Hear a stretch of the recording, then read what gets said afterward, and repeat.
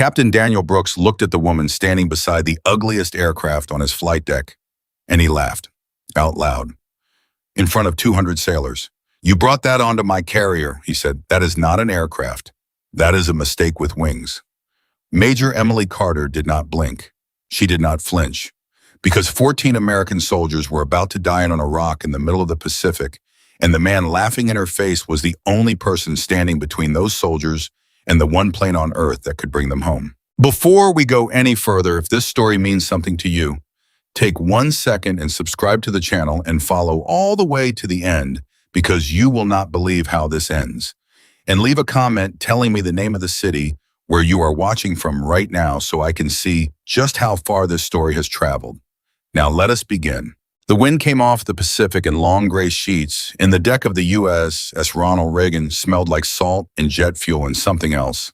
Something harder to name the smell of a ship full of men and women who had just been told that 14 of their own were surrounded and would be dead by nightfall.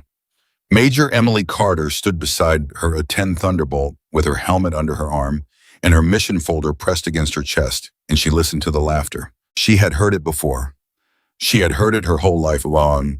"Somebody call the museum," a young sailor said, not quite quiet enough.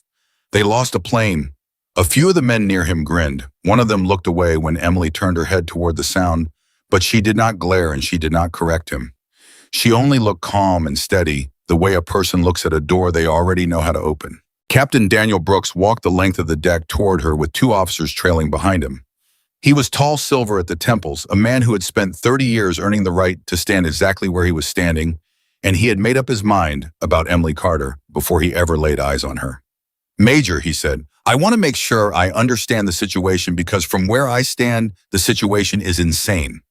"Sir," Emily said, "Sir, they flew you and this aircraft out to my carrier because somebody in a warm office 3,000 miles from here decided that the answer to a hostage crisis was to launch a ground attack plane off a ship it was never designed to touch." Brooks folded his arms. "Do I have that right?" "That is the mission, sir." "That is not a mission. That is a funeral with a flight plan." Emily did not answer that. She had learned a long time ago that the fastest way to lose an argument with a man like Brooks was to win it too quickly. So she let the silence sit, and she watched his eyes, and she waited. "The A-10 has never launched from a carrier," Brooks said. "Yipwin, not once. Not in a test, not in a war game, not in the whole history of the United States Navy.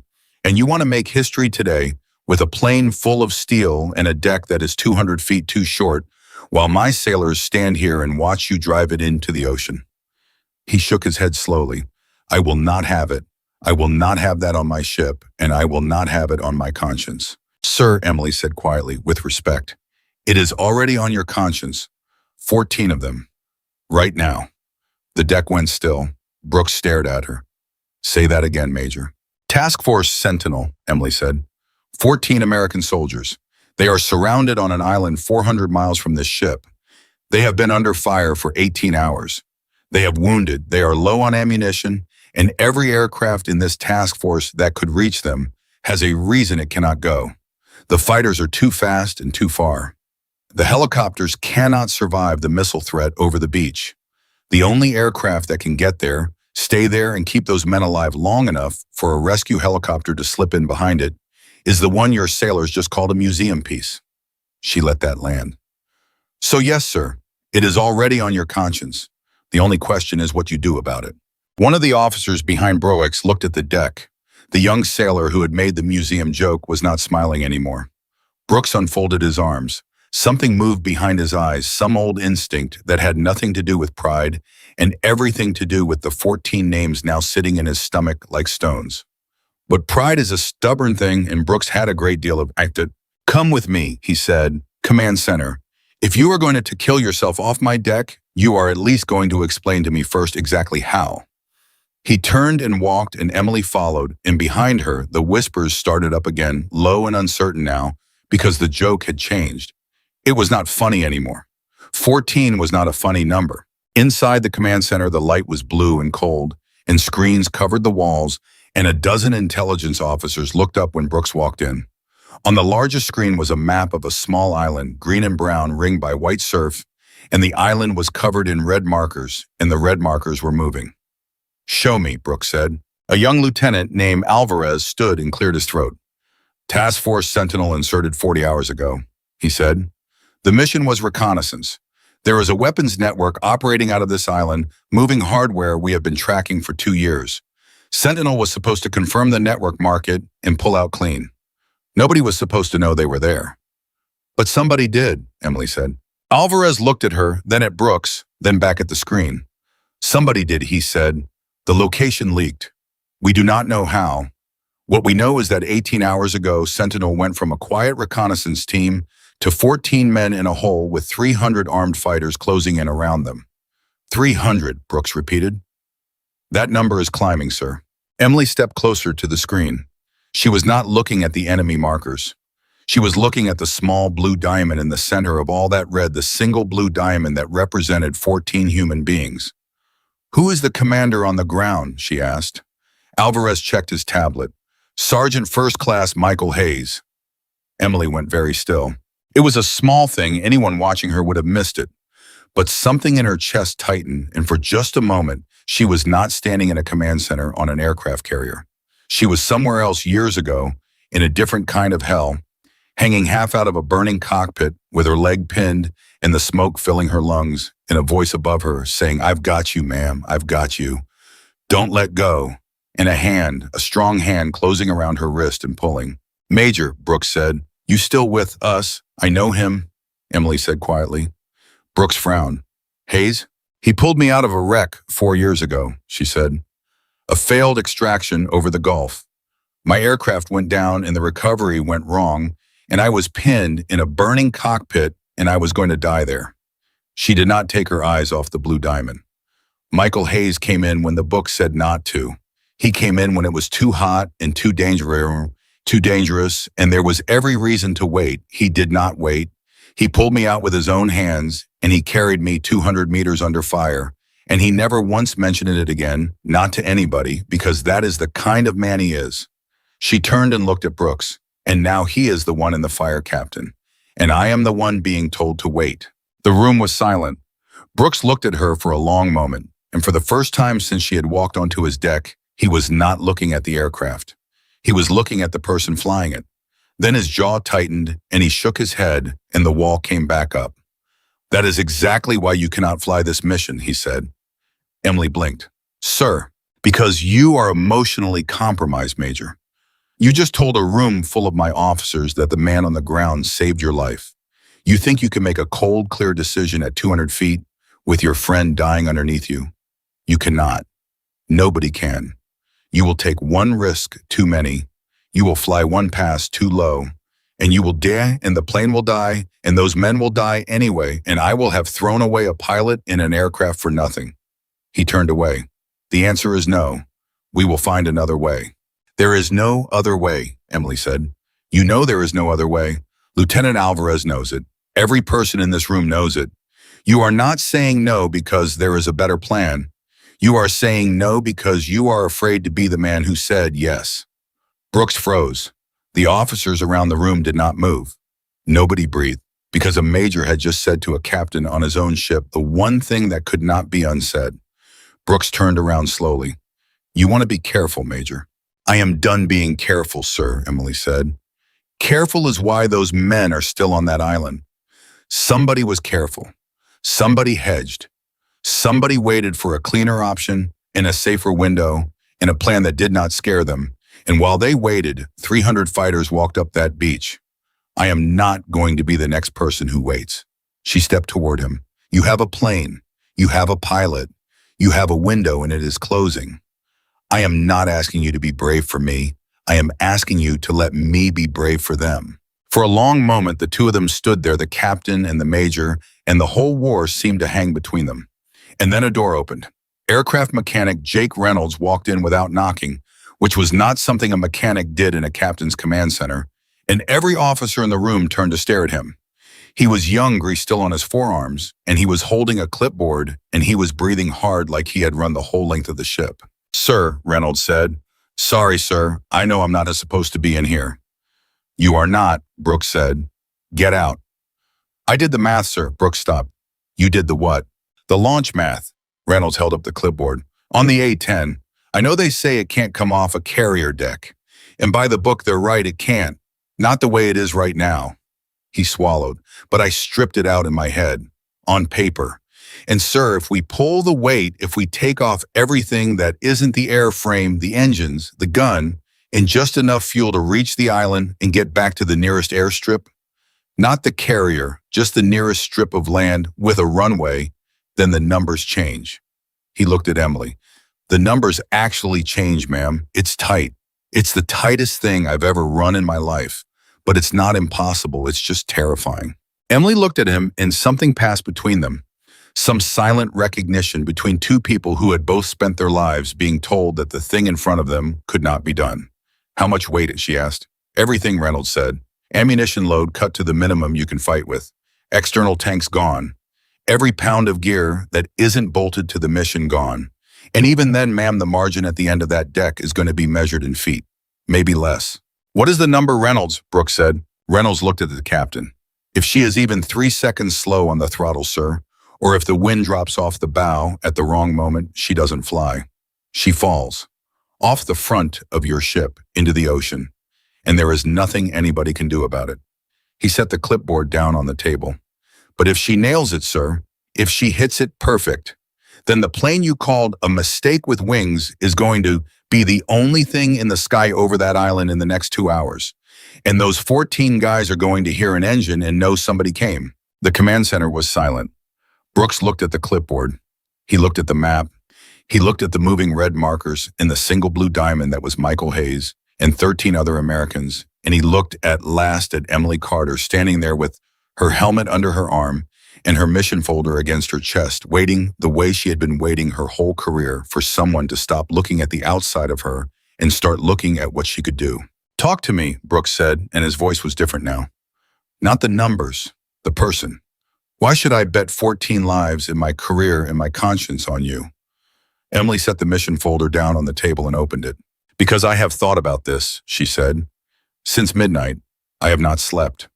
I have run every alternative that exists, and I have thrown each one away because each one gets those men killed slower or faster, but they all get them killed. She turned a page. The A-10 was not built to be beautiful, Captain. It was not built to impress anybody. Nobody has ever walked out to an air show and gasped when they saw it. It is loud, and it is ugly, and it is slow, and every year for 40 years, somebody in Washington tries to retire it. She looked up. And every year the men on the ground fight to keep it. You know why? Because it was not built to fly. It was built to stay. It was built to loiter over a battlefield when everything else has to go home. It was built to fly low enough that the men on the ground can see the pilot's face. It was built to take a hit that would kill any other airplane in the world and keep flying with half a wing and one engine on fire. It was built to survive so that they can survive. She closed the folder. It was built to be exactly the thing those men need in the next 2 hours. And I have been flying in it for 11 years, and I am not the best pilot in the Air Force, sir. But I might be the best pilot in the Air Force at this. Brooks stared at her, and then slowly he pulled out a chair, and he sat down at the table and he said the 4 words that changed everything. Show me the plan. For the next 40 minutes they worked. They worked like the ship was not sinking. Which in a way it was. Alvarez pulled up the terrain of the island, the ridge lines, the enemy positions, the narrow strip of beach where the rescue helicopters would have to come in. Reynolds ran his stripped-down weight calculations 3 more times, and each time the number came out the same tight and terrible, and just barely possible. And Emily stood at the center of it, drawing lines on the map with her finger calm and quiet and certain. And one by one, the officers in that room stopped seeing the woman they had laughed at on the deck and started seeing something else. They started seeing a commander. Here is the problem I keep coming back to, Alvarez said at one point. Even if you get off the deck, even if you reach the island, the enemy has surface-to-air missiles on that beach. That is why the helicopters cannot go. The second a helo comes over that surf line, it is dead. So how do you get the rescue birds in? Emily tapped the beach. I go first, she said. Low, loud, I make myself the loudest, ugliest, most obvious target in the sky. And I fly right down that beach, and every gunner on that island turns to look at me because I am impossible to ignore. And while they are all looking up at me, the helicopters come in behind the ridge in the dead ground, where the missiles cannot track and they land. You are describing yourself as bait, Brooks said. I am describing the mission, sir. And when the gun runs dry, when the fuel runs low, when one of those missiles gets lucky. Emily looked at him. Then I will have bought them the time, she said. That is the job, Captain. That has always been the job. The A-10 does not exist to keep the pilots safe. It exists to keep the men on the ground alive. Everybody who has ever flown one understands that on the first day. I understood it 11 years ago. I understand it now. Brooks was quiet for a long moment. You have a husband, Major, he asked. Kids. A sister, Emily said, in Ohio. She raised me after our parents passed. She is the only family I have. A small, tired smile. She tells everyone she meets that her little sister flies jets. She does not know what kind.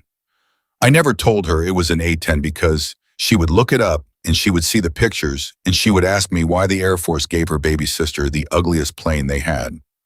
The smile faded. She would not understand that they gave me the best one. Something in Brooks' face shifted, and for a moment the captain was gone, and there was just a man who also had a sister somewhere and who was doing the hardest kind of math. There is the kind where the numbers are people. If I say yes, he said, and you do not come back, what do I tell her? Emily did not hesitate. Tell her I heard him on the radio, she said. Tell her Michael Hayes said help was coming, and I was the help. Tell her that the last thing her baby sister did was go get 14 men who thought they were going to die alone and bring them home to their own sisters. She held his eyes. She will understand that, sir. She raised me. She will understand exactly that. The command center was completely silent. And Captain Daniel Brooks, 30 years in the Navy, a man who had made up his mind about Emily Carter. Before he ever saw her face, put his hands flat on the table, and he closed his eyes and he made the decision that he would carry for the rest of his life. Reynolds, he said, Sir, how fast can you strip that aircraft? Jake Reynolds stared at him. Sir, are you? How fast, sailor? Reynolds swallowed. 90 minutes, sir, if I get every hand you can give me. 90 minutes and she's as light as she is ever going to get. Brooks stood up. You have 60, he said. Alvarez, get the rescue package spun up and moving. I want those helicopters staged and ready to launch. The second Major Carter is over that beach. And somebody get me a weather window because if the wind drops off my bow, this whole thing is dead before it starts. He turned to Emily. Major. Sir, I owe you an apology. You do not, sir. I do. He looked at her and there was no pride left in his face now. Only a kind of hard, clean respect that men like Brooks give exactly once in a career and only to people who have earned it in front of them. I looked at that airplane and I decided it did not belong on my ship. And the truth is I looked at you and I decided the same thing and I was wrong about both. I have been in this Navy for 30 years and I have learned exactly one thing worth knowing, and I forgot it this morning, so let me say it back to myself out loud. He straightened. You never, ever bet against the person who has already made peace with the cost. Go get my aircraft ready, Major, and go get those men. Out on the deck, the word spread the way it always does on a ship, faster than any order, faster than the wind. She got the yes. The captain said yes, she's flying. The same sailors who had laughed 90 minutes earlier now came running, not to watch but to work. Jake Reynolds stood on the wing of the A-10 with a wrench in his hand and shouted instructions like a man possessed, and a crowd of Navy mechanics who had never touched an Air Force aircraft in their lives swarmed the plane and started pulling weight stripping panels, removing gear, checking fuel loads down to the last pound. A young sailor, the same one who had made the museum joke, worked side by side with Reynolds without a word, and at one point he looked up at Emily as she walked the deck in her flight suit, and he did not smile and he did not joke. He came to attention, and he saluted her. Emily returned it and kept walking and did not let him see what that cost her. She found a quiet corner near the island of the ship out of the wind, and she pulled off her glove and looked at her own hand for a moment, the hand that had gripped a stick for 11 years, and she thought about a burning cockpit and a strong hand closing around her wrist and a voice saying, don't let go. I've got you now. Mike, she said quietly, you hear me? I've got you now. And then she put her glove back on and she went to work because there was still a mountain of things that could go wrong, and she intended to be ready for every one of them. Inside the ready room 1 hour before launch, the mission briefing was tense and quiet, and Emily stood at the front with the map behind her and looked at the faces of the men and women who would make this happen. The rescue helicopter crews were there, 4 of them. The pilots who would fly into the dead ground behind the ridge and land under fire on Emily's word. Their lead pilot was a lieutenant named Grace Okafor, young and sharp-eyed, and she raised her hand. "Major," Okafor said, "I want to understand the timing.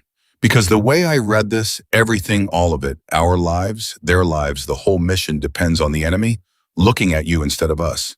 And you are betting that they will. Why are you so sure they will?"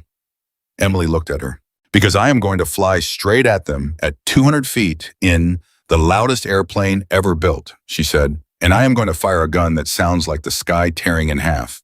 In the history of war, nobody has ever looked away from an A-10 doing a gun run over their head. Nobody. It is not possible. Every instinct in a human body screams to look at the thing that is trying to kill you." A small, grim smile. The A-10 was built for exactly this. It was built to be impossible to ignore. That is the whole point of the airplane. And today that is going to save your life and theirs. Okafor held her eyes for a moment. "Then I'll be behind that ridge," she said. "On your word. Not a second before, not a second after." "On my word," Emily said. The door opened and Captain Brooks walked in and everyone started to stand and he waved them down. "As you were." He came to the front and stood beside Emily and looked out at the crews. "I am not going to make a speech," he said. "You have all done more briefings than I could count, and you all know the stakes, and the last thing you need is an old man talking at you. But I am going to tell you one thing." He looked at the map, at the small blue diamond that had not moved, that was still there, still holding on 18 hours and counting. 90 minutes ago, I stood on my flight deck and I told this officer that her airplane did not belong on my ship and that this mission was a funeral with a flight plan. I said it in front of my sailors. I meant it. He turned and looked at Emily. "I was wrong. I was wrong about the airplane, and I was more wrong about the pilot. And the reason I am telling you that in front of all of you is because I need every single person in this room to understand that we are not sending Major Carter out to die. We are sending her out to win. And our job, every one of us, is to make sure that when she does what she is about to do, we are ready to catch those men the moment she opens the door." He straightened. "Now go do your jobs, and let's bring Sentinel home." The room emptied out at crews, moving with purpose, and Emily gathered her things and Brooks stopped her at the door. "One more thing, Major." "Sir." He held out his hand. She took it. "When you are over that beach," Brooks said, "and it gets bad, and it is going to get bad, I want you to remember that there are 200 people on this ship watching every second of it, and every one of them is pulling for you. The same ones who laughed, especially the ones who laughed." He tightened his grip. "You changed their minds without saying a word to them. You did it just by being willing to go. Do not you dare make me tell your sister I was right about the ocean." Emily smiled. "I do not plan to, sir." She walked out onto the deck, and the gray sky had not changed, but the ship had. Where there had been laughter, there was now a strange and total silence. Hundreds of sailors standing along the edges of the flight deck, watching as Jake Reynolds gave the aircraft one final check and stepped back and looked at her and nodded one clean nod, the nod of a man who had done everything a human being could do and was now handing the rest to fate and to her. "She's as light as she'll ever be, ma'am," Reynolds said. "Everything you don't need is off her. Everything you do need, I checked twice." He hesitated. "I've never worked on an A-10 before today. I want you to know that. 2 hours ago, I'd never touched one. And now I'd bet my life on this one." A crooked smile. "Guess I kind of am." "You did good, Jake," Emily said. "Better than good." "Bring her back, ma'am. Bring them all back." Emily climbed the ladder into the cockpit, and she settled into the seat that fit her like it had been made for her, because in every way that mattered, it had. She ran her hands across the controls, the same controls she had touched 10,000 times. And for a moment, the fear that had been sitting in her chest since midnight rose up and pressed against her throat, because Reynolds was right. The margin at the end of that deck was measured in feet, and if the wind dropped, or the throttle lagged, or 100 other things went wrong, the last thing she would ever see was the gray Pacific rushing up to meet her. She let herself feel it. She did not push it away. That was another thing she had learned in 11 years, that fear was not the enemy, that the pilots who died young were the ones who pretended they were not afraid, and the ones who lived were the ones who felt the fear all the way down and then flew anyway. She closed the canopy. She keyed the radio. Deck control Warthog 1, request permission to start engines. There was a pause, and then a voice, and it was not deck control, it was Captain Daniel Brooks himself up in the tower breaking every protocol to be the one who said it. Warthog 1, this is the captain. You have permission to start engines. In Major. A breath. The whole ship's got you. Go. The A-10's engines came alive with a low rising howl, and out on the deck, 200 sailors who had laughed at a museum piece 90 minutes earlier stood in absolute silence and watched the ugliest airplane in the world get ready to do the one thing everyone had said it could never do. Emily ran her final checks. Fuel minimum and exact. Weight stripped to the bone. Wind holding for now off the bow, the one thing she could not control and needed most. She looked down the length of the deck, that impossibly short deck, at the point where the steel ended and the ocean began, and she thought about a hand closing around her wrist and a voice saying, I've got you, and she thought, now it's my turn. Warthog 1 ready for launch, she said, and somewhere 400 miles away on a small island covered in red markers in a hole in the ground, where 14 Americans had been holding on for 18 hours, waiting for a help that everyone kept telling them was not coming. Sergeant First Class Michael Hayes lifted his head at the sound of static on his radio and pressed a torn and bloody hand to his earpiece, and did not yet know, could not yet know, that the pilot about to launch off a carrier deck into the gray Pacific dawn was the same young woman he had pulled out of a burning cockpit 4 years before. The one he had carried 200 meters under fire and never mentioned again to anyone, the one whose life he had saved on a day he thought was just another day. He did not know she was coming. He only knew he could hear an engine, far away and impossible, and getting closer. On the deck of the USS Ronald Reagan, Emily Carter pushed the throttle forward and the A-10 began to move. The A-10 began to move and the whole world narrowed down to the length of a deck that had no right to hold an airplane like this. Emily felt the aircraft accelerate under her, felt the weight of it, the honest, brutal weight of a machine built out of titanium and stubbornness. And she watched the end of the carrier come at her the way a wall comes at a man who has decided not to stop. The engine screamed behind her head. The airspeed crawled up, too slow, always too slow, and every instinct she had ever learned told her to pull back, to abort, to save herself, and she did not listen to a single one of them. Come on, she said, teeth clenched. Come on, you ugly, beautiful thing. Fly. The steel ended, the ocean opened up, and the A-10 dropped. Up in the tower, Captain Daniel Brooks put both hands flat on the glass and stopped breathing. Beside him, Lieutenant Alvarez made a sound that was not a word. On the deck below, 200 sailors watched the nose of the aircraft fall below the level of the carrier's bow, watched it vanish toward the gray water, and not one of them made a sound because there was nothing to say. The plane was gone. She was gone. Brooks had been right after all. Then from somewhere below the lip of the deck, from somewhere out over the surface of the Pacific where no one could see, came a low rising roar. And the A-10 climbed back into view. It came up out of the trough between the ship and the sea with its gear folding into its belly, clawing for altitude, banking gently to the left, and it was flying. It was actually flying. The airplane that could not launch from a carrier had just launched from a carrier, and for one full second, nobody on the Ronald Reagan believed their own eyes. Then the deck erupted. It was not a cheer. It was bigger than a cheer. It was 200 human beings screaming at the top of their lungs, throwing their hands in the air, grabbing the person next to them, and the sound of it rolled across the flight deck and up into the tower, and Captain Brooks felt it hit him in the chest like a wave. He keyed the radio with a hand that was not entirely steady. Warthog 1, he said. Warthog 1 tower. You are airborne. Say your status. For a moment, there was only static. Then Emily's voice came back tight and level and alive. Tower Warthog 1. I'm off the deck. I'm climbing. All systems nominal. A pause and then quieter almost to herself, but the radio caught it. Told you I wouldn't be wrong. Brooks closed his eyes. When he opened them, Alvarez was staring at him, and the young lieutenant's face had gone from terror to something like awe. Sir, Alvarez said, she did it. She actually did it. She did the easy part. Brooks said grimly. Getting off my ship was the easy part, Lieutenant.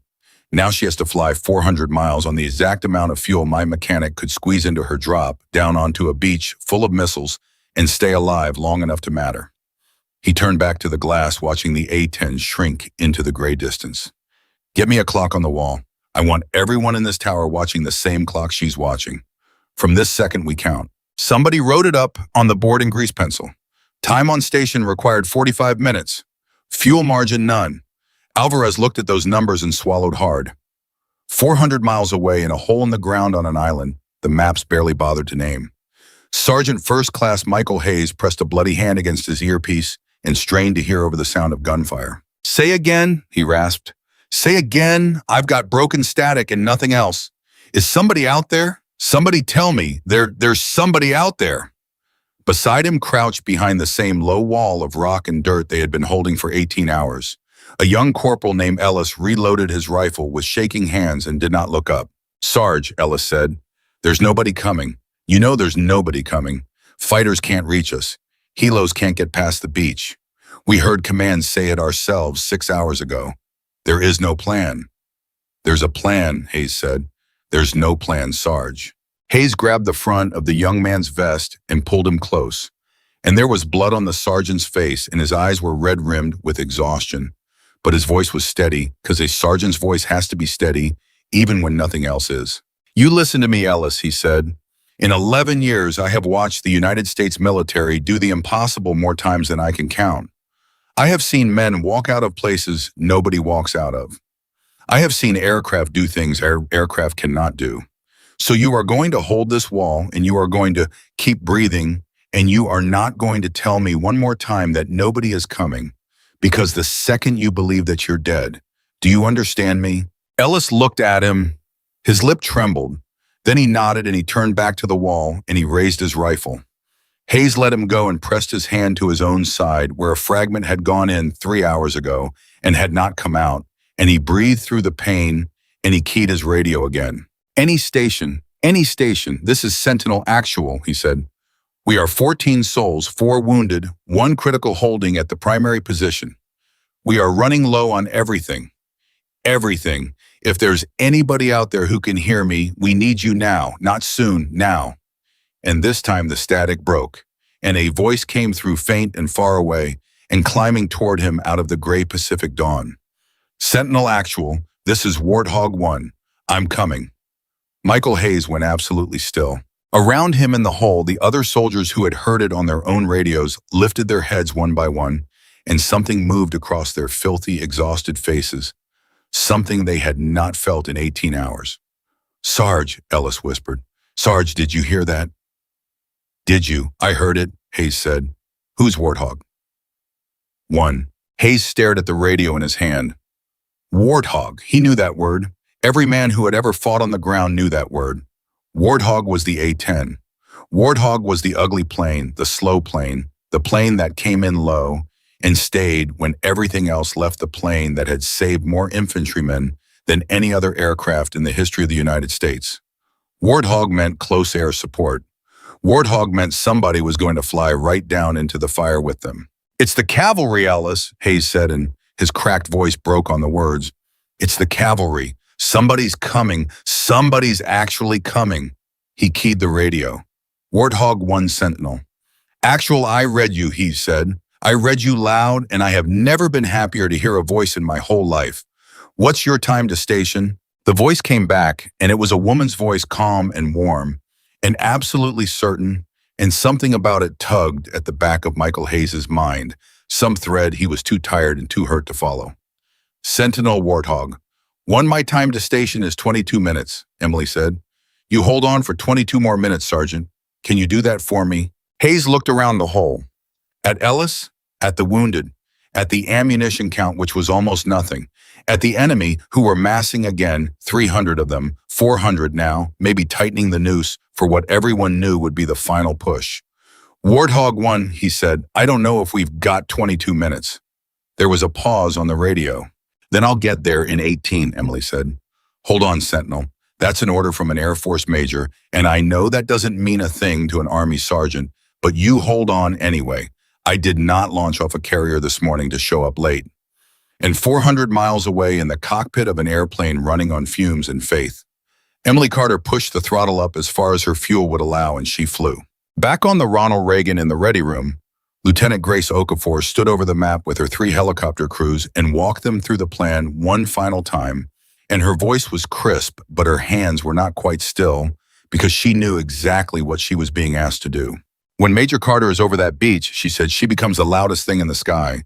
Every gun on that island turns to look at her. That is the moment. That is our window. We come in from the east behind the ridge, in the dead ground where the missiles can't see us, and we put down on the beach on her word and not 1 second before. She looked around at their faces. This whole thing lives or dies on her drawing the fire. If she can't hold their attention, we die in the surf. So when she says go, we go, and we do not hesitate, and we do not think, we just fly. Questions. One of the pilots, a young man named Torres, raised his hand slowly. Lieutenant, he said, what happens to her? When she's done drawing the fire and we're on the beach loading wounded, what happens to Major Carter? Okafor was quiet for a moment. She keeps drawing it, she said. She keeps flying that beach until we're loaded and gone. And then she flies it a little longer to cover our exit. And then if there's anything left of her aircraft and anything left in her tanks, she goes home. And if there isn't, Okafor looked at him. Then she bought 14 lives with hers, she said quietly. And that is a trade she already agreed to make back on that deck in front of all of us. So we are going to honor it by doing our jobs perfectly. Every one of us. Do you understand me, Torres? Torres held her eyes. Yes, ma'am, he said. Perfectly. The klaxon sounded. The rescue package was cleared to launch. Okafor pulled on her helmet. Then let's go earn it, she said. Move. Up in the tower, Captain Brooks watched the 4 helicopters lift off his deck, one after another. Watched them turn toward the island and drop low over the water and disappear. And then there was nothing to do but wait and watch the clock and count. Time, he said. 14 minutes to her station, sir, Alvarez said. Get me a feed. I want eyes on that island. I want to see it when she gets there. Alvarez worked the console, and after a moment, one of the big screens flickered to life with a grainy overhead image from a drone loitering high above the island, and Brooks leaned in and looked at it, and his stomach dropped. The blue diamond that was Sentinel was almost invisible now, swallowed up in a sea of red. The enemy had closed to within 100 meters on 3 sides. There were muzzle flashes everywhere, tiny points of light stuttering across the screen, and even from that height, Brooks could see that the 14 men in that hole were about to be overrun. They're not going to make it, Alvarez breathed. Sir, look at them. They're not going to last 14 minutes. They're not going to last for long. Brooks stared at the screen. Get me Warthog 1, he said. Sir, she's at the edge of comms range of the signals. Get me Warthog 1, Lieutenant, right now. Alvarez worked frantically, and then he nodded, and Brooks keyed the radio. Warthog 1 tower. Emily, listen to me. The situation on the ground just went bad. It went very bad. Sentinel is about to be overrun. You have minutes, not more. Whatever you've got left in that aircraft, whatever you are holding back, you need to spend it now. There was a long crackle of static. Then Emily's voice, tight now, focused, the warmth gone and something harder in its place. Tower Warthog 1, understood. Tell Okafor to push her helos up and stand by close. I'm going in early. A pause. And Captain Huron, go ahead. Whatever you see on that feed in the next few minutes, she said, you let me fly. Do not call me off. No matter what it looks like from up there, you let me fly. Brooks looked at the screen at the sea of red closing over the hole in the ground, and he understood exactly what she was asking him for. She was asking him for permission to take risks that would look from a drone camera 400 miles away like a woman throwing her life away. Copy Warthog 1, he said, and it cost him. You fly. I've got you. The whole ship's got you. Go. In the hole, Michael Hayes fired his last magazine in short controlled bursts, making every round count. And beside him, Ellis was down to his final rounds too, and the enemy was so close now that Hayes could hear them shouting to each other over the gunfire. Warthog 1. Hayes said into the radio, and his voice was calm the way a man's voice gets calm when he has run all the way out of anything but calm. Warthog 1, we are about to be overrun. I say again, they are inside 100 meters and closing. If you're coming, you need to come right now, and you need to come danger close because there is no other kind of close left. Sentinel Warthog 1. Emily's voice. Steady. I'm 60 seconds out. I need you to do something for me, and I need you to do it right now. I need every one of your men to get as low as they physically can and put their heads down and keep them down, because I am about to walk a gun run right along the edge of your position, closer than the book allows, closer than anybody should ever fire. And if anybody stands up in the next 90 seconds, I cannot promise I won't hit them. Do you understand me, Sentinel? Hayes looked at his men. Everybody down, he roared. Get down, get flat, put your faces in the dirt, and do not move. The warthog's coming, and she's coming close. Down, down, down. 14 men pressed themselves into the earth, and Michael Hayes, flat on his back, now staring up at the gray sky, saw it. A shape, coming in low out of the north, low and fast and impossibly ugly. Twin tails and a snub nose and a gun in his chin that was already turning toward the earth. And the sound of it hit him before the sight fully registered a howl that started as a whisper and became a scream and became in the last half second the single loudest sound Michael Hayes had ever heard in his life. The A-10's gun opened up. There is nothing else on earth that sounds like it. It is not a rattle, and it is not a chatter. It is a single continuous tearing roar, like the sky itself is being ripped down the middle, and it walked across the ground 50 meters from where Hayes lay, a line of destruction so precise, so absolute that the entire front rank of the enemy, a solid, simply ceased to exist. Then the airplane was gone, screaming past overhead, pulling up, banking hard, and in the sudden ringing silence, Michael Hayes lifted his head and looked at what had been a wall of attackers 10 seconds ago and was now nothing at all. "Oh my God," Ellis whispered. "Oh my God, Sarge, did you see that? Did you see?" "Stay down," Hayes shouted. "She's coming around again." And she was. The A-10 came back from the south this time along a different axis, and again the gun spoke that impossible tearing roar. And again a line of the enemy vanished, and Hayes realized what she was doing. She was flying a box around them.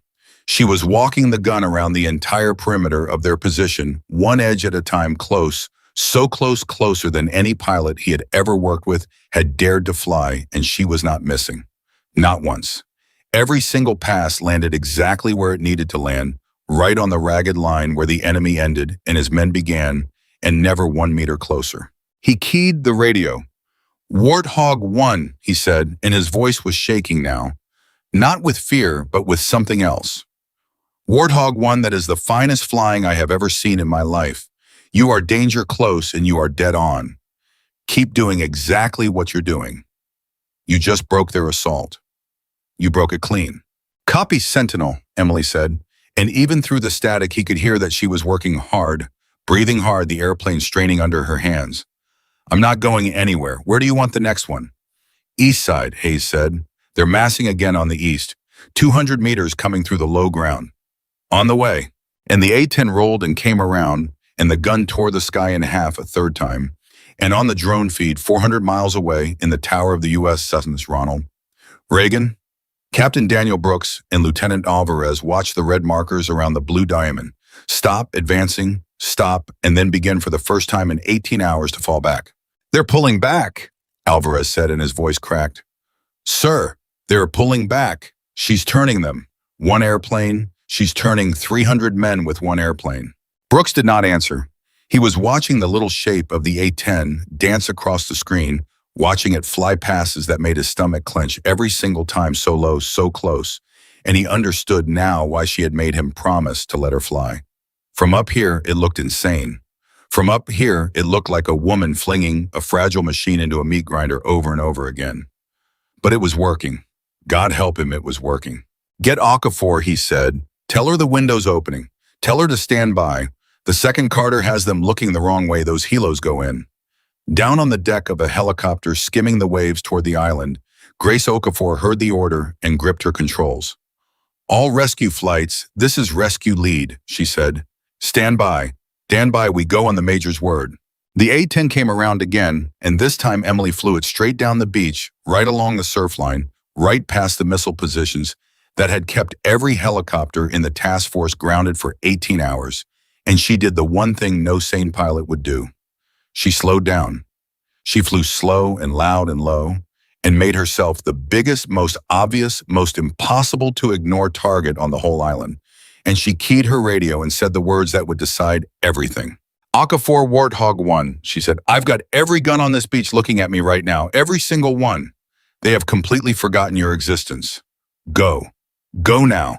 Come in behind the ridge and put down on the sand, and I will keep them looking at me for as long as I'm breathing. Go, Grace. This is your window. Fly. And Grace Okafor flew. 4 helicopters dropped down into the dead ground behind the ridge, exactly where the missiles could not see them, and they came screaming up the far side and flared out and touched down on the beach in a storm of sand. And the enemy, every gunner, every fighter, every eye on that island was fixed on the ugly, loud, impossible airplane flying slow down the surf line, drawing the fire, taking the hits, keeping them looking the wrong way. We're on the beach, Okafor shouted. Rescue is on the beach. Sentinel, get your people to us. Move, move, move. In the hole, Michael Hayes was already moving. That's our ride, he screamed. Wounded first, Ellis grabbed Peterson. Get him up. Everybody move, move, move. We are getting out of here. They came up out of the hole they had held for 18 hours, 14 men. 4 of them wounded, 1 carried, and they ran for the helicopters across a ground that should have been swept by enemy fire and was not, because every enemy weapon on that island was pointed up at the sky at the A-10 at Emily Carter, who flew that beach back and forth, slow and loud and defiant, taking their fire so that 14 men could run. And she was taking their fire. Warthog 1's taking hits, Emily said into the radio, and her voice was still level, but there was strain in it now, real strain. I'm taking hits along the right side, nothing critical yet. Keep loading, Okafor, keep loading, I've got you. Almost there, Okafor shouted. We're loading the last of them now, 10 seconds. Michael Hayes shoved the last of his wounded up into the helicopter and turned back for one final count, and as he did, he looked up and he saw the A-10 flash past overhead, trailing something a thin gray ribbon of smoke from its right engine, and his heart seized in his chest. Warthog 1, he shouted into his radio. Warthog 1, you're smoking. You've got smoke coming off your right side. You need to break off. You need to get out of here. We're loaded. We're getting out. Break off now. Not yet, Sentinel, Emily said, and her voice was tight with something that was not quite pain. Not until your wheel's up and clear. I hold this beach until your birds are gone. That's the deal. That's always been the deal. That's an order, Warthog 1, break off.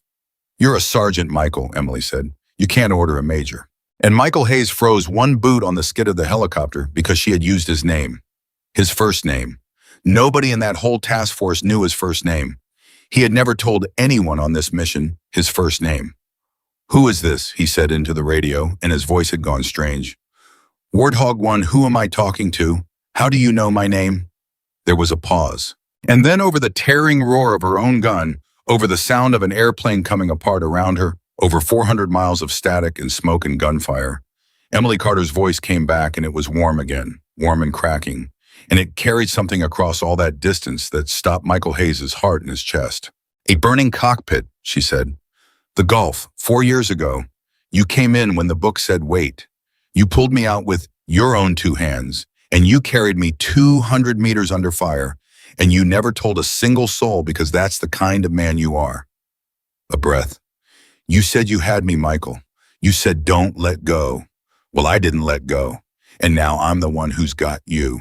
Michael Hayes stood on the skid of that helicopter with the wind tearing at him and the sand storming around him, and he could not move. He could not speak. He could not do anything but stare up at the sky, at the ugly wounded airplane flying back and forth across the beach, smoke pouring from its side, now still flying, still fighting, still holding the entire enemy force at bay with nothing but its gun and the sheer impossible defiance of the woman inside it. Carter, he whispered. Emily Carter. Get on the helicopter, Sergeant, Emily said gently. Get on the helicopter and go home. I've got this. I've got the rest of it. Let go and let me carry you for once. Emily, your engine. Go, Michael. And on the deck of the USS Ronald Reagan and Captain Daniel Brooks watched the drone feed with his hands white-knuckled on the console, watched the 4 helicopters lift off the beach, one after another loaded with 14 men who 2 minutes ago had been about to die, watched them turn and drop low and race for the open water and safety. And then he watched the thing he had been dreading since the moment he saw the smoke. He watched the A-10's right engine die. She lost an engine, Alvarez said, and his voice was barely a whisper. Sir, she's down to one engine. She's 400 miles out over the Pacific on one engine with a wounded airframe and no fuel margin, and the carrier's the only place she can. He stopped. Sir, she can't land on the carrier on one engine. Not the way we launched her. She can't come home. Brooks stared at the screen, at the little smoking shape of the airplane. He had called a mistake with wings. The airplane he had tried to have pushed off his deck, the airplane that had just done the single most impossible thing he had witnessed in 30 years of naval service and saved 14 American lives doing it. He keyed the radio. Warthog 1, he said, and his voice was not steady anymore, and he did not care. Emily, the helos are clear. Sentinel is clear. You did it. You did all of it. Now talk to me about that engine. There was a long, long silence. And then Emily's voice came back, and it was quiet, and it was tired, and underneath the tiredness, there was something else. Something Brooks recognized because he had heard it before in the voices of pilots who had already done the hard math and already found the answer and already made their peace with it. Tower, she said, Warthog 1, my right engine is gone, my left is running hot, and I've got fuel for maybe 15 more minutes. I'm not going to make the carrier, Captain. We both know I'm not going to make the carrier. Emily, there's an island, she said, and about 40 miles from my position. Uninhabited, small, but the recon photos showed a strip of flat ground on the north end, an old airstrip maybe. Abandoned. It's not much, but it's dirt, and it's flat, and it's 40 miles away, and 40 miles is exactly the kind of distance a warthog was built to limp. A pause, and when she spoke again, there was the ghost of a smile in it. This airplane was built to survive, sir. Remember I told you that this morning. It was built to bring the pilot home, even when everything else is on fire. So I'm going to trust it one more time. I'm going to point it at that airstrip, and I'm going to bring it down, and you are going to send somebody to come get me, and I am going to be standing on that dirt when they arrive because I did not survive a carrier launch, in a danger-close gun run, in a dead engine just to quit 40 miles from the finish line. Brooks closed his eyes. Copy Warthog 1, he said. Copy all. I'm launching the search and rescue package the second you're on the ground. You point that airplane at the dirt major and you bring it home. That's an order from a captain, and I know that means something to an Air Force major because I outrank the hell out of you. A pause. You bring my pilot home, Emily. You hear me? You bring her home. Copy, Tower, Emily said softly. Bringing her home.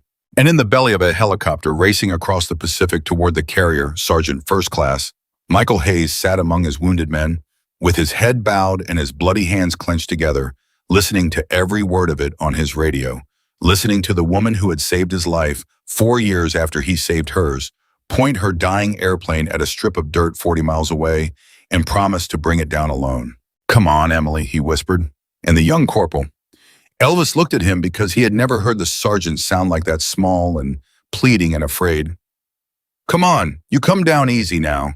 You come down easy. Don't you dare do all that just to quit on me now. Bring it home. Bring it home. Bring it home. 40 miles away, alone in the sky over the great Pacific. Emily Carter pointed the nose of a broken airplane at a strip of dirt she could not yet see and began very carefully to descend. The airstrip was not there. Emily had it locked into her navigation 40 miles to the north on the tip of an uninhabited island, an old strip of flat ground the recon photos had promised her. And she was pointing the nose of a dying airplane straight at the spot where it was supposed to be, and it was not there. There was ocean, and there was gray, and there was the low, hot growl of her one remaining engine, and there was nothing else. Come on, she said. Come on, where are you? You were in the photos. Where are you? The A-10 dropped through 1,000 feet, and the altimeter unwound faster than she wanted it to. Because a single engine on a heavy airframe does not hold altitude, it only slows the fall. And Emily was not flying now, so much as she was managing a controlled descent toward the surface of the Pacific Ocean, and somewhere in the next few minutes that surface was going to become either an airstrip or a grave. Tower Warthog 1, she said. I'm at 900 feet and descending. I do not have the airstrip in sight. I say again, I do not have visual on the airstrip. Confirm the coordinates. 400 miles away in the tower of the Ronald Reagan, Captain Brooks and Lieutenant Alvarez bent over the navigation data with the drone feed running on the wall, and Alvarez's fingers flew across the console and his face went pale. "Sir," he said, "the coordinates are right. She's flying straight at them. But look at the feed." He pulled the drone camera around and zoomed in on the tip of the island, and Brooks looked and his stomach turned over. "The airstrip's there, sir. It's there, but it's overgrown. Whatever it was, it's been abandoned for decades. Look at it. It's half swallowed by brush. From 900 feet in this light, at that speed, she's never going to pick it out of the terrain. She's flying right at it, and she can't see it." Brooks keyed the radio. "Warthog 1 tower. The strip is there. You are dead on course. You are lined up perfect, but the strip is overgrown. It's old. It's not going to look like a runway. You're looking for a flat line in the brush, slightly lighter than the ground around it, running north to south. It's directly ahead of you, Emily. Trust the numbers. It's there." "I can't see it, Captain." "It's there." "I believe you," Emily said, and her voice was tight now. "But believing you doesn't help me land on it if I can't see it. I'm at 700 feet. I'm running out of sky." And then over the radio, another voice cut in, ragged, urgent, and completely unauthorized. "Emily, it's Hayes." In the belly of the rescue helicopter, racing back toward the carrier, Sergeant Michael Hayes had pulled a headset off the crew chief and was shouting into it, blood still on his face, ignoring the medic trying to push him back down. "Emily, listen to me," Hayes said. "I've done this. I've talked pilots into strips they couldn't see. You don't look for the runway. You'll never find the runway. That way your eyes will slide right over it. You look for the wrongness. You look for the one straight line world that doesn't have any straight lines. Nature doesn't make straight lines, Emily. Only people do. So you find the straight line and that's your strip. You hearing me?" There was a pause. "I'm hearing you, Michael," Emily said quietly. "Then find me a straight line." Emily's eyes swept the ground, rushing up toward her, the brush, the rock, the tangle of an island that had been left alone for 50 years, and she stopped trying to see a runway. She stopped looking for what a runway was supposed to look like. She looked instead for the one thing that did not belong, the one line that nature would never draw. And there it was. Faint, half swallowed. A pale straight scar running north to south through the green so overgrown she had flown almost on top of it before her eye caught the wrongness of it, the impossible straightness of it, a thing that only human hands could have made. "I've got it," she said, and her voice cracked with relief. "Michael, I've got it. I see the line. I'm lined up. I'm coming down." "That's my girl," Hayes breathed. "That's my girl. Bring it in easy. Bring it in slow. You've got this. You've had this the whole time. 600 feet. Emily brought the airplane down toward the pale scar in the green, and now a new problem had announced itself, the way problems always do at the worst possible moment. The airstrip was overgrown, 50 years overgrown. She did not know what was on it. She did not know if the surface underneath the brush was smooth dirt or broken rock or a hole that would catch a landing gear and cartwheel her into a fireball. She was about to set a 29,000-pound airplane down onto a surface she could not actually wing at over 100 knots with one engine and no fuffo and no second chance. "Tower," she said, "I'm committing to the landing. I have no way to check the surface. I'm going in blind on the surface condition. If this goes wrong, it's going to go wrong fast, and I want it on the record that Sergeant Hayes talked me onto this strip, and Captain Brooks let me fly, and Jake Reynolds built the airplane that got me here. And every one of you did your jobs perfectly. Whatever happens next is on me and nobody else." "Warthog 1, Brooks said, and his voice was rough. "Nothing is going to happen next except you walking away from this. You hear me, Major? You bring her in." "That's an order." "Copy, Tower," Emily said, bringing her in. 400 feet, 300. The pale scar rushed up at her, and Emily flew the airplane the way she had flown it her whole career, with her hands in her eyes and something deeper than either some part of her that had merged with the machine over 11 years until she could not tell where she ended and the airplane began, and she brought the nose up and she bled off the speed and she reached out with all of that accumulated skill toward a strip of dirt she could not fully see. 200 feet, 100, 50. "Come on," she whispered. "Come on, come on, come on." The main gear touched, and the world exploded into chaos. The surface under this brush was not smooth. It had not been smooth in 50 years. The A-10 slammed down and the airframe bucked and slewed as the gear hit ruts and rocks and God knew what, and the whole airplane tried to tear itself apart around her, and Emily fought it with everything she had, stamping the rudder, working the brakes, fighting to keep 29,000 pounds of shuddering metal pointed down the straight line that Michael Hayes had told her to find. The airplane bounced. It slewed left. She caught it. It slewed right. She caught that too. The brush tore at the wings, and the gear screamed, and something in the belly of the aircraft made a sound that no aircraft should ever make. And still she fought it, still she held it, still she kept it on the line, because the second it left the line, it was over. And then slowly and possibly, the shuddering began to ease. The airplane slowed. It slowed, and it slowed, and it rolled. And when it rolled to a stop in a cloud of dust and torn brush and dead silence, and it was upright, and it was in one piece, and Major Emily Carter was alive. For a long moment, she did not move. She sat in the cockpit of a broken airplane on a forgotten airstrip on an uninhabited island in the middle of the Pacific Ocean, and she breathed and her hands were shaking on the controls, and she could not quite believe that the ground had stopped moving. Then she keyed the radio. "Tower," she said, and her voice was not steady at all now. "Warthog 1 is down. I'm on the ground. I'm on the strip. The airplane is a mess, and I think the gear is finished, and I am never going to fly this particular aircraft again." A shaky breath, almost a laugh. "But I'm down. I'm alive. And I'm standing by for my ride home." The tower of the USS Ronald Reagan erupted. It was the second time that day, and it was, if anything, louder than the first. Alvarez had both fists in the air.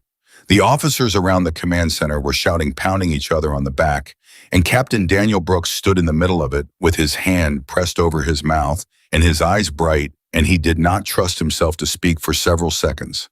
Then he keyed the radio, and he cleared his throat, and he found his voice. "Warthog 1 end," he said, "at tower. Copy that you are down and safe. Copy that you are the finest pilot I have ever had the privilege of watching, and copy that I will be spending the rest of my career telling this story to anyone who will hold still long enough to hear it." A pause.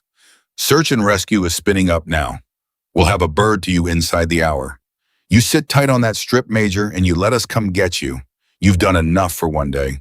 You've done enough for 10 lifetimes."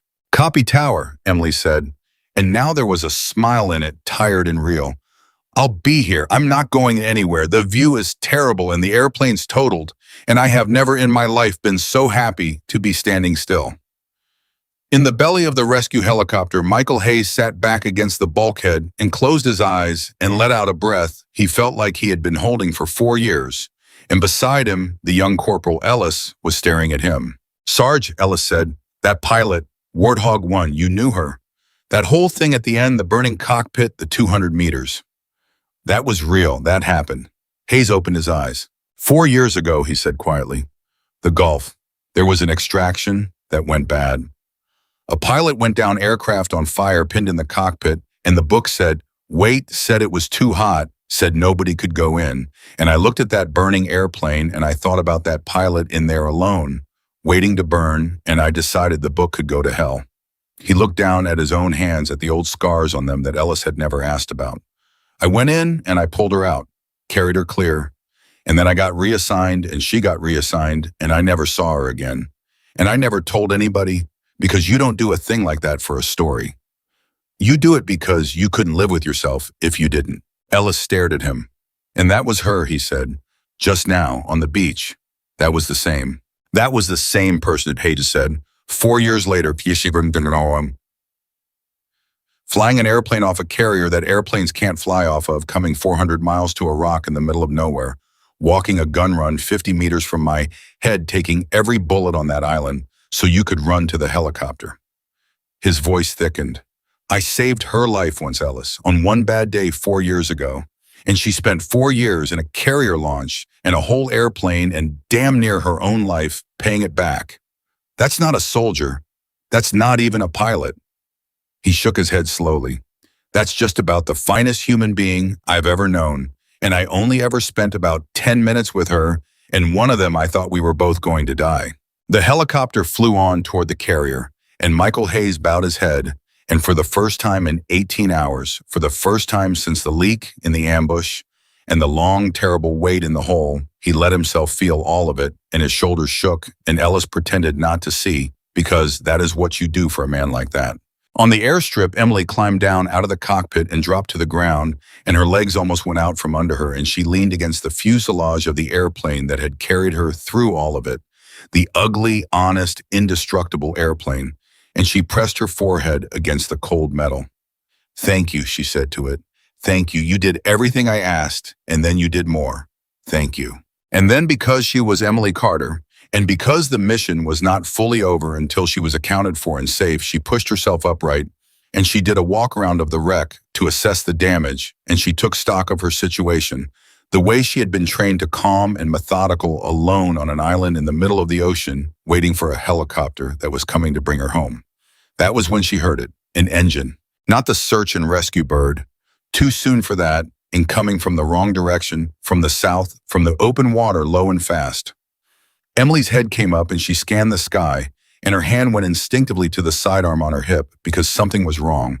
Something about the sound was wrong, and 11 years of instinct had learned to trust the feeling of wrongness before the mind could catch up to it. A boat, not an aircraft, a boat small and fast, cutting a white line across the gray water toward the island, toward the north end, toward the airstrip, toward her. "Tower," Emily said, keying her radio, and her voice had gone flat and hard. "Warthog 1, I have a contact.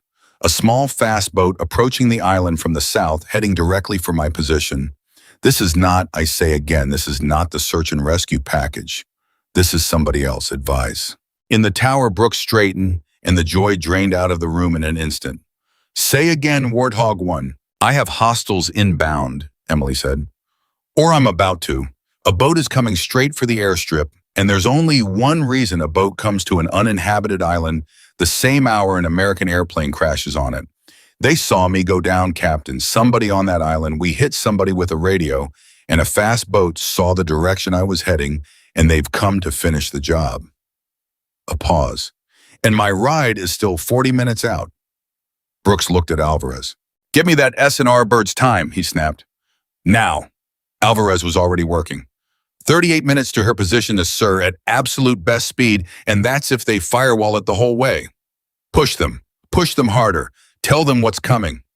"Sir, they can't fly faster than they can fly." "Push them anyway, Lieutenant." On the airstrip, Emily moved. She did not panic. Panic was a luxury she had trained out of herself years ago. She moved fast and low, back toward the airplane, and she pulled her survival kit from the cockpit, and she checked her sidearm, and she took stock of her ammunition, which was a pistol and a spare magazine, and nothing else, because she was a pilot, not an infantryman, and pilots do not carry what they need to fight off a boatload of armed men. "Warthog 1 Tower." Brooks's voice was tight and controlled. "Talk to me. What are you looking at?" "One boat," Emily said, moving. "Maybe 6 men, maybe 8. Small arms from what I can see. They're 2 minutes from the beach." She ducked behind the landing gear and looked out toward the water. "I've got a pistol and 15 rounds, Captain. That's the whole arsenal. I am not equipped for this. I need to find cover, and I need to find it now, because in about 3 minutes this stops being a rescue and starts being a last stand." The radio crackled, and a new voice broke in, ragged and desperate, and it was Hayes again. And behind him, Brooks could hear him shouting at someone, at the helicopter pilot, at anyone.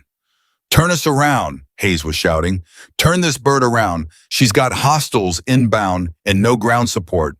We're the closest. Turn us around." "Sentinel negative." Okafor's voice cut in hard and clear, and it was clear she was in the same flight in the lead bird. "We are loaded with 14 wounded. We have no ammunition to speak of, and we are 20 minutes closer to the carrier than we are to her. If we turn around, we risk everyone we just pulled out of that hole." "I can't do it, Sergeant. I want to. I can't." "She held that beach so you could load," Hayes roared. "She took every bullet on that island so those men could run. And now you're going to fly away from her. You're going to leave her on a rock with a pistol and let them—" "Michael." Emily's voice cut across all of it, calm, quiet, absolute, and everyone on the net went silent. "Michael, stand down. Okafor's right. You do not turn a bird full of wounded around for one pilot. That is the math, and you know it's the math, and I would give you the exact same answer if our positions were reversed. You get those men home. That is the mission. That was always the mission." A pause. "I'll handle this, Emily." "I'll handle it, Michael. Go home. That's the last thing I'm going to say about it." and she keyed off the emotional net and switched to the tactical frequency and turned to face the water alone with a pistol in her hand and 15 rounds and 38 minutes to survive against men who had come to kill her. The boat hit the beach. Emily counted them as they came off it. 7 men, armed, fanning out across the sand, moving toward the airstrip, toward the wreck of the airplane toward her, with the loose, confident spread of men who believed they were hunting a wounded pilot and expected an easy kill.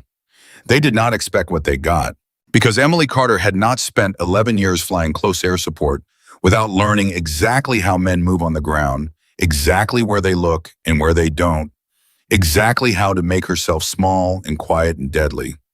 She was outnumbered 7-1 and outgunned worse than that, and she was going to lose this fight if it came to a straight fight, and so she did not fight straight. She used the wreck.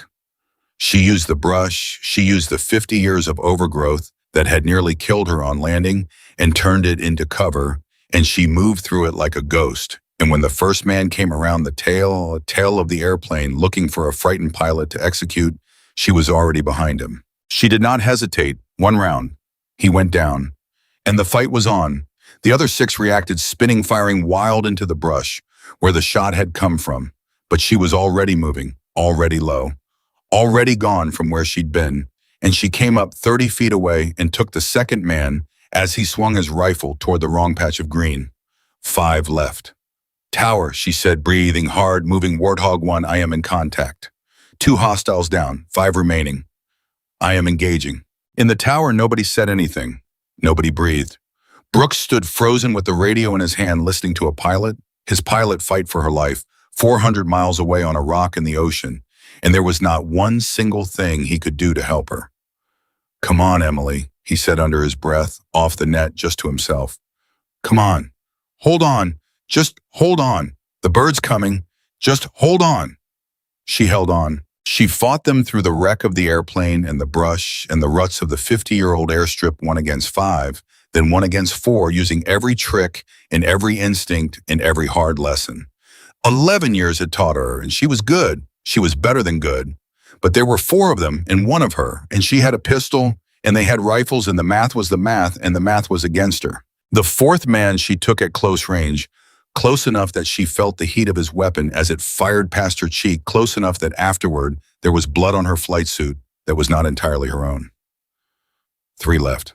And then her pistol locked back empty, and she dropped behind the landing gear of the ruined airplane and slammed in her 1 spare magazine, her last magazine, and she had counted. She always counted, and she knew exactly how many rounds she had left, and it was not enough. It was not going to be enough. 3 armed men and a handful of rounds in 30 more minutes until the helicopter, and there was no scenario, no trick, no instinct that made those numbers work. She keyed the radio 1 last time. Tower, she said quietly. Warthog 1, I'm down to my last magazine and 3 hostiles. I'm going to make every round count, but I want to be honest with you about the math, Captain, because you've earned honest. A breath. It doesn't add up. There's more of them than I have bullets. So if this is the last transmission, I want you to know that it was worth it. Every second of it, 14 men are going home who weren't going home this morning, and that's a good trade. That's the best trade there is, and I would make it again 100 times out of 100. Her voice caught just slightly. Tell my sister what I told you. Tell her I heard him on the radio and I was the help. She'll understand. There was a long, terrible silence on the net, and then Brooks's voice came back, and it was a breaking, and he did not care who heard it. Warthog 1, you listen to me, he said. You do not get to say goodbye. Do you hear me? You do not get to quit. You have done the impossible 4 times already today, and you are going to do it a 5th time, because I did not watch you fly off my deck and save 14 men and land on a rock and hold off 7 armed hostiles just to lose you 30 minutes from the finish line. You fight Emily. You fight until that bird gets there. That's an order, Major. That is a direct order. And on the airstrip, crouched behind the landing gear of a ruined airplane, with her last magazine loaded and 3 armed men closing in, Emily Carter wiped the blood from her eyes, and she took a breath, and she made a decision. Copy Tower, she said. I'll fight. And she came up over the landing gear, weapon raised, and put her sights on the first of the 3 men moving toward her through the brush. That was when she heard it. Another engine. From the north this time. From the open water on the far side of the island. Low and fast and getting louder, and it was not a boat, and it was not the enemy, and it was too soon, impossibly too soon for the search and rescue bird that was still supposed to be 30 minutes out. Emily froze. The three men froze. Everyone on that airstrip turned toward the sound. And over the northern ridge of the island, dropping down out of the gray sky in a storm of rotor wash and fury came a helicopter, an American helicopter, and it was not 30 minutes out. It was here. It was now. And as it flared over the airstrip, Emily saw the number on its nose and her heart stopped. It was Okafor's bird. It was rescue lead. They had turned around. They had turned around. Emily could not understand it, could not make it fit, because the last thing she had heard on the net was Okafor telling Hayes no, telling him she could not risk 14 wounded men for one pilot. And she had been right. And Emily had told her she was right. And now here was rescue lead dropping out of the gray sky over the airstrip with its side door open and a door gunner leaning out behind a mounted weapon. The gun opened up. It walked a line of fire across the brush where the three remaining hostiles had frozen, and two of them went down before they could even turn to run, and the third threw himself flat and started crawling back toward the beach. And Emily came up from behind the landing gear and put 2 rounds into the sand ahead of him, and he stopped crawling and put his hands over his head. And then the helicopter was flaring, dropping, and the rotor wash tore across the airstrip and flattened the brush and blew the dust into a wall. And Emily staggered out from behind the wreck of her airplane weapon, still up blood on her face, and she stood there in the storm and could not quite believe what she was seeing. The bird touched down, and Michael Hayes came off it. He came off that helicopter with a rifle in his hands, that he should not have had the strength to hold wounded bleeding, moving like a man half his weight, and he was not supposed to be here. He was supposed to be on his way to the carrier with the rest of the wounded, and he crossed the airstrip toward her at a dead run, and he did not stop until he had her by the shoulders.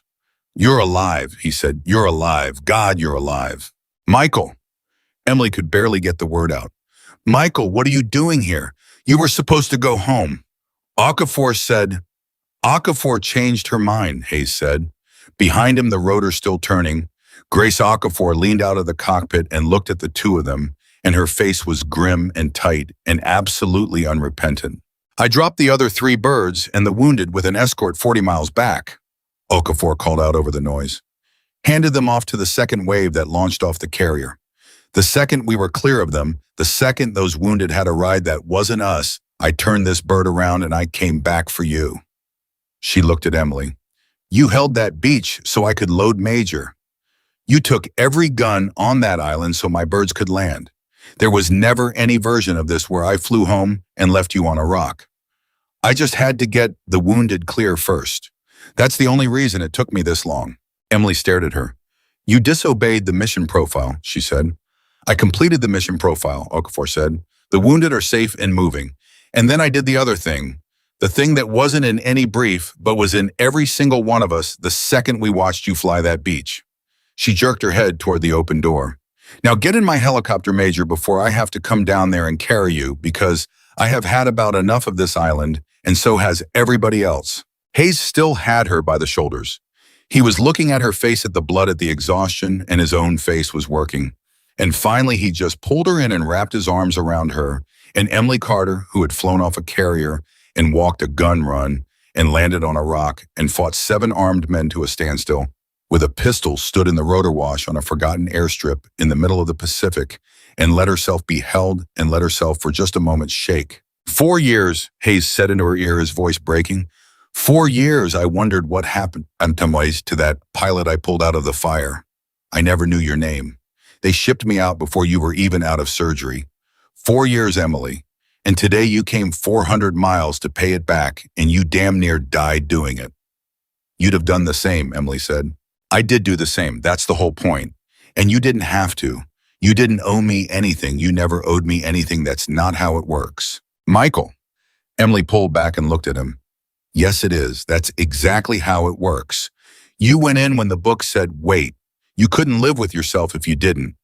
Well, I heard your voice on that radio, and I knew it was you the second Alvarez said your name back on the carrier, and there was no version of this where I flew a safe mission and let you die in that hole. So don't tell me I didn't owe you anything. We both know better. She smiled, cracked and bloody and real. Now let's get on the lieutenant's helicopter before she carries us both. They loaded onto the bird. Emily paused at the door and looked back one last time at the airplane.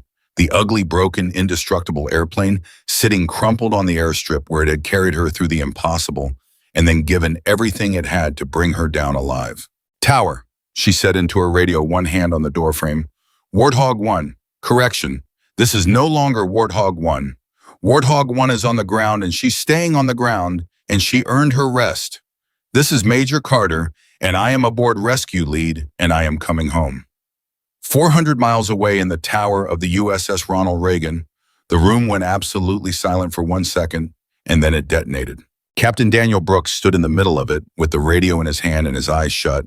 And when he opened them, there were tears on his face and he did not wipe them away. And no one in that tower would have thought less of him for it. Not that day, not after what they had all just witnessed. Copy Major Carter, he said, and his voice was thick. Copy that you are aboard rescue lead and coming home. Copy all. He had to stop. He had to breathe. The whole ship's been listening, Emily. The whole ship. There is not a person on this carrier who hasn't been standing by a speaker for the last 2 hours. And I want you to know that when you fly over this deck, there are going to be 2,000 sailors standing on it, and every single one of them is going to be looking up. Come home, Major. Come home. We're all waiting for you. The helicopter lifted off the airstrip and turned toward the open water. And Emily sat in the door and watched the island fall away behind her, and beside her Michael Hayes finally let the medic push him back and start working on his side and across from her. Grace Okafor flew the bird with steady hands toward the carrier and toward home. For a while no one spoke. Then Hayes said quietly, not looking at her, "How'd you know it was me on the radio? Before I ever said my name. You called me Michael before I told you anything." Emily was quiet for a moment. "The way you talk on the radio," she said. "Under fire, when everything's falling apart and you've got wounded and no ammunition and 300 men closing in, and your voice is still level, still steady, still taking care of your people first." She looked at him. "There's only one man I ever heard sound like that. 4 years ago, hanging half out of a burning cockpit, dying, and there was this voice above me, came a Sunday morning saying, 'I've got you, ma'am. I've got you, don't let go.' And I thought whoever that is a man who has never once panicked in his life. And then today I heard that exact same voice on the radio saying, 'Hold this wall and keep breathing,' and I knew. Before Alvarez ever said your name, I knew." Hayes looked at her for a long time. "I thought about you," he said, finally. "Over the years, not often, but sometimes, on bad nights. I wonder if that pilot mate ended. I wonder if she flew again. I wonder if pulling her out was worth what it cost, because it cost me some things that day, things I don't talk about." He shook his head slowly. "And now I know it was worth it. It was worth every bit of it. Because that pilot flew again, and she became the finest damn aviator I ever saw, and when it was my turn in the fire, she came and got me." His voice cracked. "Best decision I ever made in my life was ignoring that book 4 years ago. I just didn't know how good a decision it was until today." Emily reached across and put her hand over his. "We're even now," she said softly. "We're not even," Hayes said. "We're not ever going to be even, but we're something better than even." He squeezed her hand. "We're the two people who each know exactly what the other one is willing to do when it's impossible. There's not many people you can say that about. Maybe none." The helicopter flew on toward the carrier, and the gray Pacific slid by beneath them. And somewhere in the distance over the horizon, 2,000 sailors were beginning to gather on a flight deck. 20 minutes out, Okafor's voice came over the intercom. "Major," she said, "you're going to want to see this. Come up front." Emily unstrapped and made her way forward and leaned into the cockpit, and Okafor pointed. And Emily looked out through the windscreen, and there, still small in the distance, still a gray shape on a grayer sea, was the USS Ronald Reagan, and its flight deck was full. Even from miles out, Emily could see it, the deck lined with people, a solid mass of them. And as the helicopter drew closer, the mass resolved into individuals, into thousands of sailors standing shoulder to shoulder along every edge of that deck. And they were not working, they were not moving, they were standing at attention, and they were all looking up. "They've been out there for an hour," Okafor said quietly. "Brooks called it. He got on the ship's channel and he told the whole crew what you did, all of it, the launch and the beach and the gun run and the landing and the boat. And he told them Major Carter was coming home. And then he just said, if you want to be on the deck when she flies over, be on the deck. And Major. Okafor shook her head. Everybody came. Every single person who could leave their post. 2,000 of them. They've been standing out there in the wind for an hour waiting for you. Emily could not speak. She looked at the deck full of people, the deck she had launched from 4 hours ago, to laughter, to jokes about museums, to a captain who had thrown her mission folder onto the wet steel and shoved her back a step and told her that ugly piece of scrap would never fly from his ship. And now that same deck was covered end to end with people standing at attention, waiting for her, looking up. They laughed at me, she said, this morning. When I brought the airplane aboard, half of them laughed. I know, Okafor said. And now they're not laughing now, Major, Okafor said. Nobody's laughing now. The helicopter came in over the carrier, and Okafor took it in low and slow right over the deck. And as they passed over that sea of upturned faces, 2,000 sailors as one snapped their hands up into a salute and held it. And Emily Carter looked down through the open door at all of them, at every single person who had doubted her that morning, and every person who never had. And she pressed her hand to the glass, and she could not stop the tears, and she did not try. In the tower, Captain Daniel Brooks stood at the window and watched the helicopter pass over his deck, watched 2,000 of his sailors salute the pilot he had tried to send away, and he came to attention, himself alone in the tower, and he held his own salute, and he said quietly to no one, I was wrong. I was so wrong. And I have never in my life been so glad to be wrong about anything. The helicopter settled onto the deck. And the salute broke and the discipline broke and 2,000 sailors surged forward. And it was chaos. It was joyful, roaring chaos. And Emily Carter stepped down out of that helicopter onto the deck of the USS Ronald Reagan and was immediately swallowed up in it, in the noise and the crowd and the hands reaching out to touch her shoulder, to grip her arm, to welcome her home. She found faces in the crowd she recognized. She found the young sailor who had made the museum joke that morning, and he was there right at the front, and he was not laughing. His face was wet, and he was clapping so hard his hands must have hurt. And when Emily's eyes found his, he came to attention and saluted her, the same salute he had given her on the deck that morning, but it meant something entirely different now. And Emily returned it, and then reached out and gripped his shoulder, and the young man's composure came apart completely. She found Jake Reynolds. The mechanic pushed through the crowd toward her with grease still on his forearms and tears streaming down his face, and he stopped in front of her. And for a second, neither of them knew what to say. And then Reynolds just blurted out, Did she fly okay, ma'am? The airplane. Did she fly okay? I've never worked on one before. I stripped her down myself. I checked everything twice. Did she? Jake, Emily said. She flew perfect, every second of it. That airplane did everything I asked, and then it did more, and it brought me down alive on a strip I couldn't even see, and it never once let me down. She reached out and gripped his shoulder. You built me an airplane that saved 14 men and then saved me. 2 hours ago, you'd never touched an A-10, and you built me the finest aircraft I ever flew. Don't you ever forget that.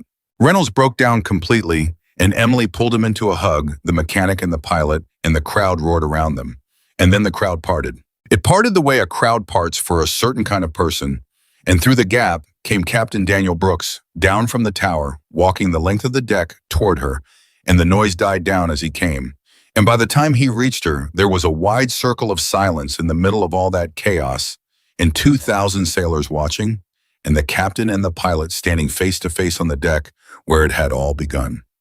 For a long moment, Brooks did not say anything. He looked at her, at the blood dried on her flight suit, at the exhaustion in her face, at the woman he had tried to throw off his ship that morning.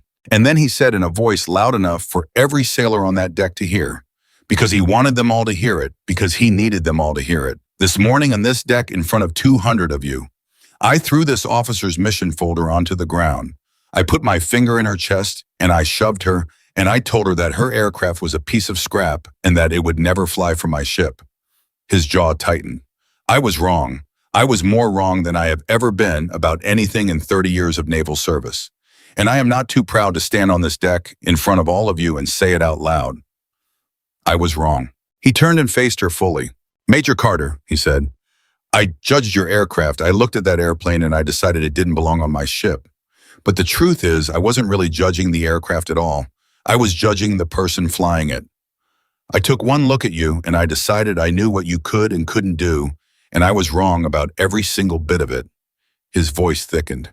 You flew an airplane off my deck that airplanes cannot fly off of. You crossed 400 miles of ocean on fumes.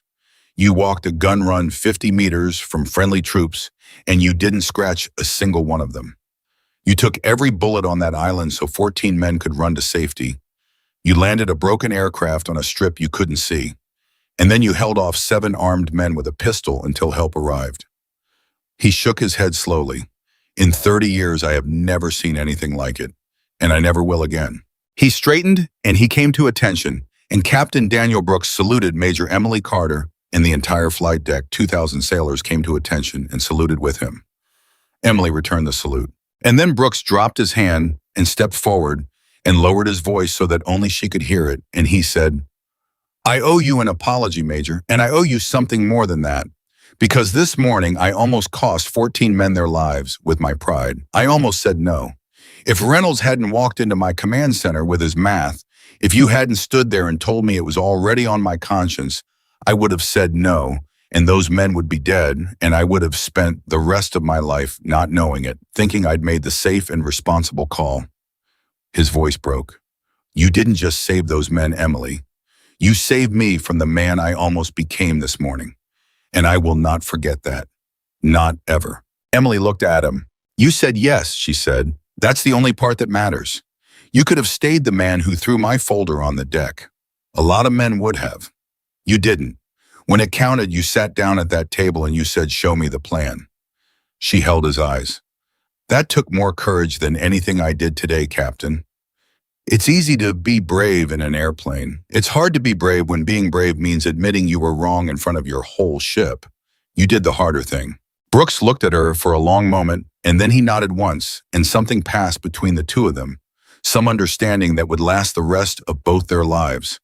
And then from the edge of the crowd, a voice called out, rough and strained, but carrying. Hey, Major. Emily turned. Michael Hayes was being helped toward the medical bay by 2 corpsmen, one arm over each of their shoulders, and he had stopped them, and he was looking at her across the deck, across the crowd, across 4 years and 400 miles, and everything that had happened between a burning cockpit in the Gulf and a forgotten airstrip in the Pacific. You said we were even, Hayes called out. Back on the island, you said we were even now.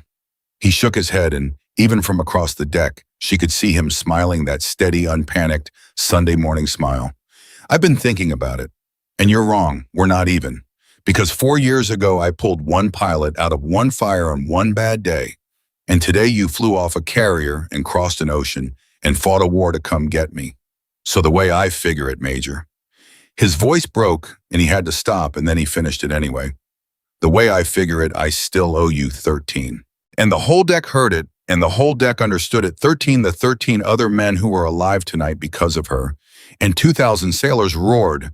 And Emily Carter stood in the middle of all of it, in the noise and the wind and the fading gray light, and finally let herself understand that it was over, that they were home, that everyone was home, and that the airplane everyone had laughed at that morning had carried all of them through the impossible and brought them out the other side. The corpsman tried again to move Hayes toward the medical bay, but he waved them off one more time, and he stood there swaying on his feet, refusing to go, because there was something he had not finished saying. Somebody get that pilot a chair before she falls down, he called out. She's been on her feet since midnight. She launched off a carrier, she fought a war, and she's still standing there taking it like it's nothing. Somebody take care of her. And a dozen sailors moved at once. Emily started to protest, started to say she was fine, and then her knees told her the truth. Her pride had been hiding, and she swayed, and a young petty officer caught her under the arm before she could go down and eased her toward a crate. And she sat hard, and the exhaustion of the last 12 hours came up all at once and hit her like a wave. I'm all right, she said. I'm all right. I just need... You need to stop talking, ma'am, with respect, the petty officer said, and there were tears on his face too. You've done enough talking for one day. You've done enough of everything for one day. Just sit, please. Let us take care of you for a minute. Let us do that much. And Emily Carter, who had spent her whole career being the one who took care of everyone else, who had flown into every fire and taken every hit and carried every load, sat on a crate on the deck of the USS Ronald Reagan and let 2,000 strangers take care of her. And it was one of the hardest things she had ever done and one of the most necessary. Brooks crouched down in front of her. "Medical's going to look at you," he said. "That's not a request. You've got blood on you, and I want to know how much of it is yours." "Most of it isn't," Emily said. "That's not as comforting as you think it is, Major." A faint, tired smile crossed his face, and then it faded. "How bad is it?" "The truth." Emily considered lying and then didn't because she had never lied to a commander in her life, and she wasn't going to start with this one. "My hands are burned," she said. "Not bad. The fire on the beach run, some of it came back at me. My left side took some fragments when the fourth man got close. Nothing hit anything important. And I'm going to feel that carrier landing in my spine for a month." She looked at her hands, the gloves scorched, the fingers not quite steady. "But I'm here, Captain. I'm here, and I can talk and I can walk, and there are men on this ship who can't say that, so I'm not going to complain about a single bit of it." Brooks looked at her for a moment. "You know what the difference is," he said, "between a good pilot and a great one. I've been trying to figure it out for 30 years, and I think I finally understand it watching you today. A good pilot flies the airplane. A great pilot forgets there's an airplane at all. There's just the mission and the people and whatever it takes to close the distance between them." He shook his head. "You never once all day talked about yourself as separate from that aircraft. It was always we. We're taking hits. We're coming down. Even now you keep calling it Warthog 1 like it's a person." He paused. "That's the difference, isn't it? You didn't fly the airplane. You were the airplane." Emily was quiet for a long moment. "My whole life," she said. "People looked at me and looked at that aircraft and they saw two things that didn't belong. A woman who was too small, too soft, wasn't tough enough for frontline combat, and an airplane that was too old, too ugly, too slow, that everybody kept trying to retire." She looked up at him. "And what nobody ever understood is that we were the same thing, Captain. Both of us underestimated our whole lives. Both of us judged before anybody saw what we could do. That's why they gave me the Warthog, I think. Somewhere somebody figured out that the pilot everybody doubted and the airplane everybody doubted might just understand each other." A tired smile. "Turns out they were right." Brooks stood up slowly and he looked at her for a long moment, and then he did something that made the sailors nearby go quiet. He took off his own cap and he held it against his chest the way a man does at a funeral, or in a church, or in the presence of something he does not have words for. "Get her to medical," he said quietly. "Gently. And when they're done with her, I want her rested and fed and left alone, and I don't want a single soul bothering her with paperwork or questions until she's had 12 hours of sleep. That comes from me. Anybody's got a problem with it, they can bring it to me directly." He put his cap back on. "Move." They lifted Emily gently, and they walked her across the deck and toward the medical bay, and the crowd parted for her all the way. And as she passed, sailor after sailor came to attention, a rolling wave of salutes that followed her, the entire length of the deck. And Emily returned as many of them as she could until her arm was too tired to lift, and then she just nodded to each of them, to every face, and let them see in her eyes what she was too exhausted to say. Inside the medical bay, they found Michael Hayes already there on a bed, shirtless, a doctor working on the fragment wound in his side, and when they brought Emily in, he turned his head and watched them settle her onto the bed beside his. "Fancy meeting you here," he said. "Michael, you should be resting." "So should you." He winced as the doctor probed the wound. "But here we both are, two stubborn people who don't know how to lie still." He looked at her across the narrow gap between the beds. "You know what's funny? 4 years ago, last time you and I were in the same room, it was exactly like this. Me on one bed, you on another, both of us shot up, both of us alive when we had no business being alive." He shook his head. "I never got to talk to you that time. They shipped me out before you woke up. I always wondered what I'd say if I ever got the chance." And Emily said, "Now you've got the chance. What do you say?" Hayes was quiet for a moment. "Thank you," he said finally. "That's what I'd say. Thank you for flying again. Because I'll be honest with you, Emily, there were nights over these 4 years when I wondered if I did the right thing going in after you. When the book said, wait, I lost some things that day, took some heat for it, And on the bad nights, I'd think, what if I pulled her out and she never flew again? What if she washed out or gave it up or the burns were too bad? What if I threw all that away and she didn't even fly? His voice thickened. And then today, I heard a voice on the radio coming to save my life flying an airplane off a carrier that airplanes can't come off of. And I got my answer. You flew again. You flew better than anybody. And every single thing I lost that day, it was worth it. All of it. Because it bought the world 4 more years of you flying, and today it bought 14 men their lives. He met her eyes. So thank you for not wasting what I gave you. For becoming exactly the person I hoped you'd become. Emily could not speak for a moment. You know what I thought about, she said finally, on the carrier launch this morning when I was sitting in that cockpit and the deck was too short and the ocean was right there and every instinct I had was screaming at me to abort. She looked at him. I thought about your hand on my wrist 4 years ago in the fire. I couldn't see your face, there was too much smoke, but I felt your hand close around my wrist and I heard you say, don't let go. And this morning, sitting on that deck about to do something impossible, I heard it again. Don't let go, so I didn't. Her voice broke. You've been keeping me in the air for 4 years, Michael, and you didn't even know it. That's what your hand did that day. It didn't just pull me out of a fire. It taught me that when the book says wait and the smoke says quit, sometimes you go anyway. Sometimes you don't let go. I've flown every mission of my life on that lesson, including this one. The doctor working on Hayes had gone very still, and the corpsman tending to Emily's burns had stopped moving, and the whole medical bay had gone quiet because everyone in it understood they were hearing something that did not get said out loud very often. The thing two people say to each other when they have each saved the other's life and are trying to explain what that means. Hayes reached across the gap between the beds. His hand opened and Emily reached back and their fingers closed around each other's wrists, the exact grip from the burning cockpit 4 years before, and neither of them said anything, because there was nothing left to say that the grip did not say better. Don't let go, Hayes said quietly. I never did, Emily said. That was the whole problem. I never once let go. And they held on the two of them on 2 beds in a medical bay on a carrier in the middle of the Pacific, while the doctors worked around them and outside on the deck.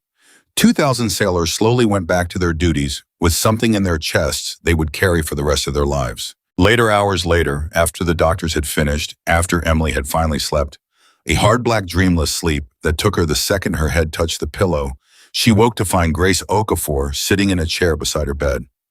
How long was I out? Emily asked. 6 hours, Okafor said. Brooks put a guard on the door. Nobody's been allowed in. I had to pull rank and lie about needing to brief you just to get past him. A faint smile. He's very serious about protecting your sleep. I think you've made a friend for life in that man, which considering he tried to throw you off his ship this morning is quite a turn of events. Emily sat up slowly, testing her body, finding the aches and cataloging them. The wounded. Sentinels wounded. Are they? All alive, Okafor said. All 14.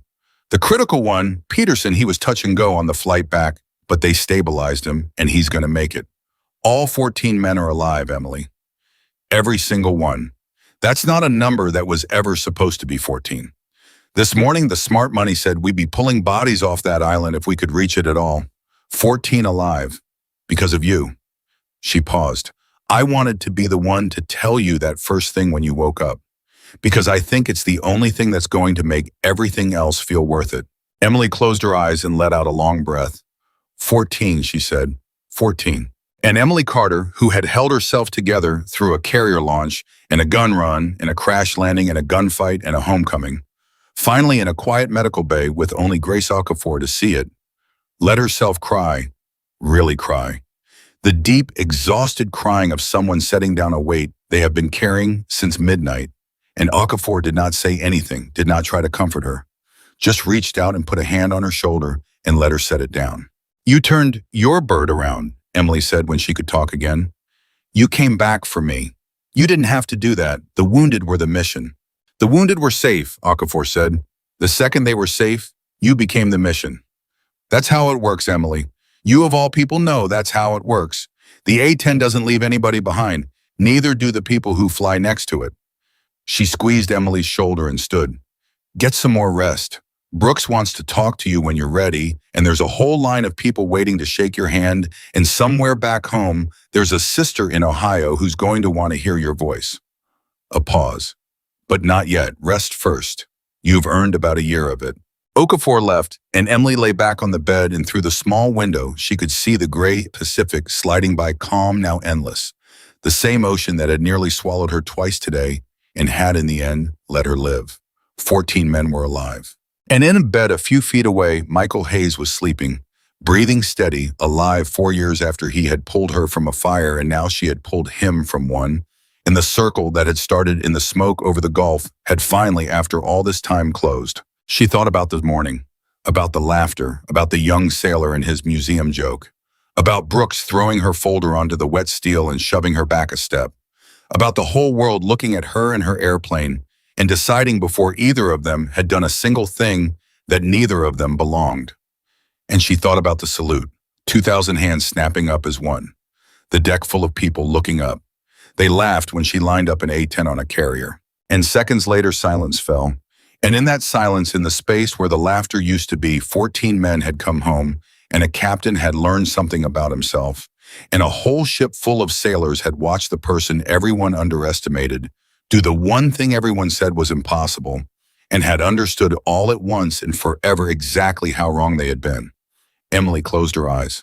Outside, the carrier turned toward home, and the engines hummed steady beneath her, and somewhere on the deck above, sailors who had laughed that morning now spoke her name quietly to each other in the tones people use for the things they will tell their grandchildren about. And Major Emily Carter finally slept. The story got out before the carrier ever reached port. It always does. A thing like that cannot be contained on a ship, no matter how many people mean to keep it quiet. And by the time the Ronald Reagan was 3 days from home, the story of the A-10 that launched off a carrier had spread through the entire fleet and then past the fleet into the wider military, into places Emily Carter had never been, and would never go told and retold by people who had not been there, and would swear they knew someone who was. And Emily hated it. "They're getting it wrong," she said to Hayes. They were both out of medical, now both cleared to walk, both moving carefully like people whose bodies were mending, and they had found a quiet corner of the ship where nobody came, and Emily had a tablet in her hands with some early news write-up on it, and her jaw was tight. "Listen to this. Solo heroine defies orders to save trapped soldiers. Defies orders. I didn't defy anything. Brooks approved every part of it. Reynolds built the airplane. Okafor flew the helicopters. You talked me onto the airstrip. 14 people did this, and they're writing it like I did it alone in some kind of movie." She set the tablet down hard. "That's not what happened, Michael. That's not what happened at all." Hayes looked at her for a moment. "No," he said, "it's not, but it's what people need it to be. That doesn't make it true. It doesn't have to be true to be useful, Emily." He eased himself down onto a crate, favoring his side. "You want to know what I learned in 18 years in the Army? People don't remember missions. They remember stories, and the stories are always wrong. They're always cleaner and simpler than the truth, one hero instead of 14, one impossible moment instead of 1,000 small ones. And you can spend your whole life being angry that the story's wrong, or you can figure out what the story's for." "What's it for then?" Emily said. "Someone? Tell me, because right now it just feels like a lie with my name on it." Hayes was quiet for a moment. "Somewhere out there," he said. "Right now there's a girl. Maybe she's 12, maybe she's 15, and she wants to fly, or she wants to serve, or she just wants to do something big and hard, and everybody in her life is telling her she can't. She's too small, she's not the type. Girls don't do that." He looked at Emily. "And that girl's going to hear this story, the wrong version, the too clean version, the one that drives you crazy. And it's going to be the first time in her whole life that somebody told her yes instead of no. And she's going to carry that. She's going to carry it for years. And someday she's going to do something impossible. And it's going to start with a story she heard about a pilot who launched an ugly airplane off a carrier when everybody said she couldn't." He shrugged. "So yeah, it's wrong. It's the wrong story. But it's the right lie, Emily. Some lies are more true than the truth. Let that girl have it." Emily didn't say anything for a long time. "When did you get wise?" she said finally. Around the time I got shot the fourth time, Hayes said, wisdom's just scar tissue that learned to talk. And Emily laughed, really laughed, the first time she had laughed since before midnight on the day of the mission, and it felt strange in her chest and good. And Hayes watched her laugh, and something in his own face eased because he had been worried about her. In a way, he did not have words for worried that the thing she had done had cost her something on the inside that would not heal as fast as the burns on her hands. The ship reached home on a bright, clear morning, the kind of morning the Pacific gives you exactly when you have stopped expecting it. And there were people on the pier, more people than there should have been, and Emily saw the cameras and her stomach dropped. "I can't do this," she said. "Michael, I can't. I can't stand up in front of cameras and let them make me into something I'm not." "You don't have to," Hayes said. "You just have to walk off the ship. That's all. One foot in front of the other. And when they ask you questions, you tell them the truth. You tell them about Reynolds and Okafor and Brooks and the 14. You put the story back the way it's supposed to be, one interview at a time." He put a hand on her shoulder. "You're not going to fix it all, but you can make it a little more true. That's the job now. It's a different kind of flying, but it's still flying." And Emily Carter walked off the ship. There was a ceremony, of course. There is always a ceremony. And weeks later, there was a bigger one in Washington with a medal.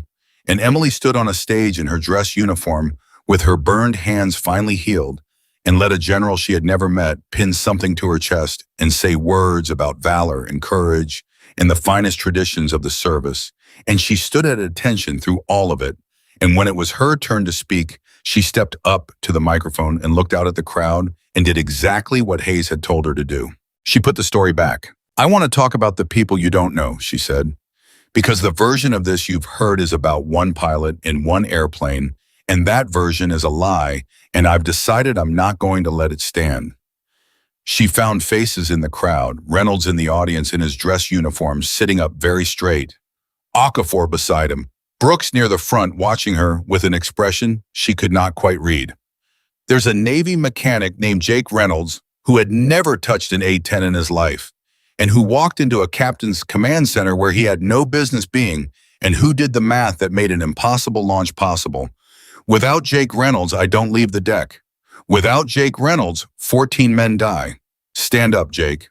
And Jake Reynolds, mortified, stood, and the crowd applauded, and the young mechanic's face went red to the roots of his hair. "There's a helicopter pilot named Grace Okafor," Emily went on, "who flew 4 birds into a beach covered in missiles, and who then, after she'd gotten 14 wounded men to safety, turned her aircraft around against every rule of good sense and came back for me when I was pinned down and out of ammunition on a rock in the middle of the ocean. I am standing here because Grace Okafor decided the rules of good sense didn't apply to leaving people behind. Stand up, Grace." Okafor stood and the applause grew. "And there's a captain," Emily said, and her voice changed, went quieter, and the crowd leaned in. "There's a captain who on the morning of this mission did not want me on his ship. He'll tell you so himself. He looked at me and he looked at my aircraft and he decided that neither of us belonged, and he said so in front of his crew in words I'm not going to repeat because they're his to repeat if he chooses to." She found Brooks in the crowd and held his eyes. "And then he did the hardest thing a commander can do. He changed his mind. He sat down at a table and he listened to a mechanic's math and a pilot's plan, and he said yes, knowing that if he was wrong, it would be on his conscience for the rest of his life. It's easy to be brave in an airplane. I've said that before and I'll say it again. It's a lot harder to be brave when being brave means admitting in front of everyone that you were wrong. Captain Daniel Brooks did the harder thing. And 14 men are alive because he did. Stand up, Captain." And Daniel Brooks stood, and for a moment the two of them looked at each other across the crowd, the captain who had thrown her folder onto the wet steel and the pilot he had tried to send away, and Brooks came to attention, and he saluted her in front of the general and the cameras, and everyone and Emily returned it, and the room understood that it was watching something real, something that mattered, and the applause that followed was not for the medal or the story, but for the truth of it, the whole complicated human truth that the clean version had left out. Emily leaned back into the microphone one last time. "And there are 14 men," she said, "who spent 18 hours in a hole on an island, holding a wall with almost no ammunition, wounded, surrounded waiting for help that everyone kept telling them wasn't coming. 14 men who did not give up, who held on, who kept each other alive long enough for the rest of us to reach them. When you tell this story, and I know you're going to tell it, I want you to remember that the heroism didn't start when I launched off that carrier. It started 18 hours earlier in that hole with 14 men who refused to die. Her voice caught. One of them is a sergeant named Michael Hayes. 4 years ago, he pulled me out of a burning cockpit when the book said wait. He carried me 200 meters under fire, and he never told a soul because that's the kind of man he is. And this year, it was my turn. That's the whole story right there. That's all it ever was. People taking turns, pulling each other out of the fire. That's not one hero. That's just what we do for each other. That's the whole thing. She stepped back. Thank you. And she walked off the stage and the crowd rose to its feet, all of them, and the sound of it followed her the way the salutes had followed her down the deck, a rolling wave that would not stop. And Emily Carter kept her eyes forward and her chin level and did not let them see what it cost her, because some things are yours to keep. Backstage, Hayes was waiting for her, leaning on a cane he pretended he didn't need. You put it back, he said. I put it back, Emily said, as much as I could. It won't stay put. The clean version's going to win in the end. It always does. I know, Emily said, but for one afternoon in one room, the truth got to stand up and take a bow. That's something. Maybe that's enough. The months went by the way months do. The story did win in the end, the clean version, the one that drove her crazy, the one about the solo heroine and the impossible flight. Emily made her peace with it slowly the way Hayes had told her to by remembering the girl who was 12 or 15 somewhere, hearing yes for the first time. She got letters. She got so many letters. From young women who wanted to fly, from old veterans who had flown the A-10 in wars she'd only read about who wrote to say they'd spent their whole careers being told their airplane was obsolete, and who had wept when they heard what she'd done with it. From mothers, from daughters, from a 12-year-old girl in Nebraska who enclosed a drawing of an airplane that was recognizably, lovingly, unmistakably an A-10 with a stick figure in the cockpit, and the words, "This is me when I grow up," written across the top in careful block letters. Emily kept that one on her wall. She flew again, of course. They tried to keep her on the ground, tried to make her into a recruiter, a spokesperson, a face for posters, and she refused all of it politely and completely, and she went back to the cockpit, because that was where she belonged, and everyone knew it. She flew the A-10, the same ugly, honest, indestructible airplane, and every time she strapped into one, she thought about the one she'd left crumpled on a forgotten airstrip in the Pacific, the one that had carried her through the impossible and then given everything it had to bring her down alive.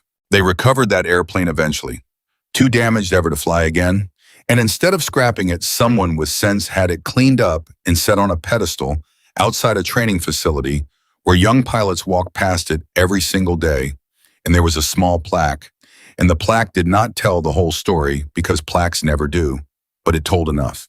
It said the airplane had done something everyone believed was impossible. It said the airplane had brought 14 people home, and it did not say the pilot's name at Emily's specific and immovable insistence, because she wanted the young pilots walking past to understand that the airplane was the point, that any of them could be the one in the cockpit, that the impossible belonged to whoever was willing to fly toward it. Brooks retired the next year. He came to see her before he did tracked her down at her base, an old captain in civilian clothes, looking strange out of uniform, and they sat together for a long time and did not say very much because the important things had already been said on the deck. I think about that morning a lot, Brooks said finally. The morning I almost said no. I've had a good career, Emily, 31 years, and I've made a lot of decisions, and most of them were right, and some of them were wrong, and I can live with all of them except one. He looked at his hands. The one I almost made. The no I almost said. I lie awake sometimes and I run it the other way. I imagine I stayed the man who threw your folder on the deck. I imagine I said no, and you flew home, and 14 men died on that island, and I never knew, and I retired thinking I was a good and careful officer. He shook his head slowly. That man is still in me, Emily, the one who almost said no. He didn't die that morning. He's still in there. And the only reason he didn't win is because a mechanic walked into my command center with some math, and a pilot stood in front of me and told me it was already on my conscience. He looked at her. You didn't just save those men from the enemy. You saved me from myself, and a man doesn't get to say that about many people in one lifetime. Usually not any. Emily was quiet for a moment. You want to know a secret, Captain, she said. That morning when I stood in your command center and told you it was already on your conscience, I wasn't sure it was going to work. I thought there was a good chance you'd have me thrown off the ship. And I said it anyway because I didn't have anything else left to try, and because those 14 men didn't have time for me to be careful. She met his eyes. So we both almost failed that morning. You almost said no, and I almost couldn't find the words to make you say yes. We were both one bad second away from letting 14 men die. And the only reason we didn't is that neither of us gave up in that second. That's all courage ever is in the end. It's just not giving up in the 1 second that counts. Brooks looked at her for a long moment, and then he nodded, and he stood, and he put out his hand, and Emily took it, and they shook the captain and the pilot for the last time. It was the honor of my career, Brooks said, being wrong about you. And then he left, and Emily watched him go, and she never saw him again, but she thought about him often. The man who had done the hardest thing a person can do, which is to change his mind when it counted. Hayes healed slower than she did. The fragment wound had done more damage than they'd thought at first, and he spent the better part of a year getting back to himself. And Emily visited him whenever she could, and they talked, and they did not talk, and slowly a friendship grew between them that had nothing to do with fire or rescue or debts. That was just two people who understood each other, which is the rarest thing there is. You ever wonder, Hayes asked her once near the end of his recovery, what it all added up to? All of it. The launch, the beach, the crash, the fight on that rock. What it was for. 14 men, Emily said. That's what it was for. That's what it did, Hayes said. I'm asking what it was for. There's a difference. Emily thought about it for a long time. I think, she said slowly, it was for everybody who ever got looked at and dismissed. Everybody who ever walked into a room and watched people decide before they'd done a single thing that they didn't belong. Every kid who got told no when they should have been told yes. Every airplane somebody tried to send to the scrapyard. Every person who was underestimated their whole life and never got the one day where they got to prove everybody wrong. She looked at him. I got that day, Michael. Most people never do. Most people spend their whole lives being underestimated, and they never get the one morning where the laughter stops. I got mine. And I think if it was for anything, it was for all the people who won't. It was so they'd have the story, so they'd know it was possible. So the next time somebody laughs at them, they can think about an ugly airplane coming off a carrier deck, and they can think maybe. Maybe me too. Maybe I'm the one everybody's about to be wrong about. Hayes nodded slowly. That's a good answer, he said. It's the only answer I've got, Emily said. Years passed. Emily Carter flew for another decade, and then she taught because the flying has to end eventually for everyone. And when it ended for her, she poured everything she knew into the young pilots who came after. And some of them were women, and some of them were the kind of people others underestimated. And she watched their faces when they first strapped into the A-10, and she saw in them what she had been, and she never once told any of them to be careful. She told them the other thing instead. She told them what a sergeant had taught her in the smoke over the Gulf, and what she had carried through every impossible moment of her life, and what she wanted them to carry through theirs. Don't let go. When the book says wait, and the smoke says quit, and the whole world says you don't belong, don't let go. Fly toward the impossible thing. Trust the airplane, trust the numbers, trust the people beside you. And don't you ever, ever let go. And on the wall of her office, until the day she finally hung up her uniform for good, there was a child's drawing of an ugly airplane with a stick figure in the cockpit and 4 words written across the top in careful block letters. This is me when I grow up. And every young pilot who ever came to see her saw it, and every one of them understood without being told exactly what it meant. They laughed when she lined up an A-10 on a carrier, and seconds later silence fell. But the silence was never the end of the story. The silence was only the beginning. Because in the space where the laughter used to be, 14 men came home, and a proud man learned to say he was wrong, and a mechanic discovered what his hands could build, and a helicopter pilot learned there are rules you break to keep faith with the people beside you, and somewhere a 12-year-old girl in Nebraska drew an airplane and wrote her whole future across the top of it in block letters. That is what the silence was for.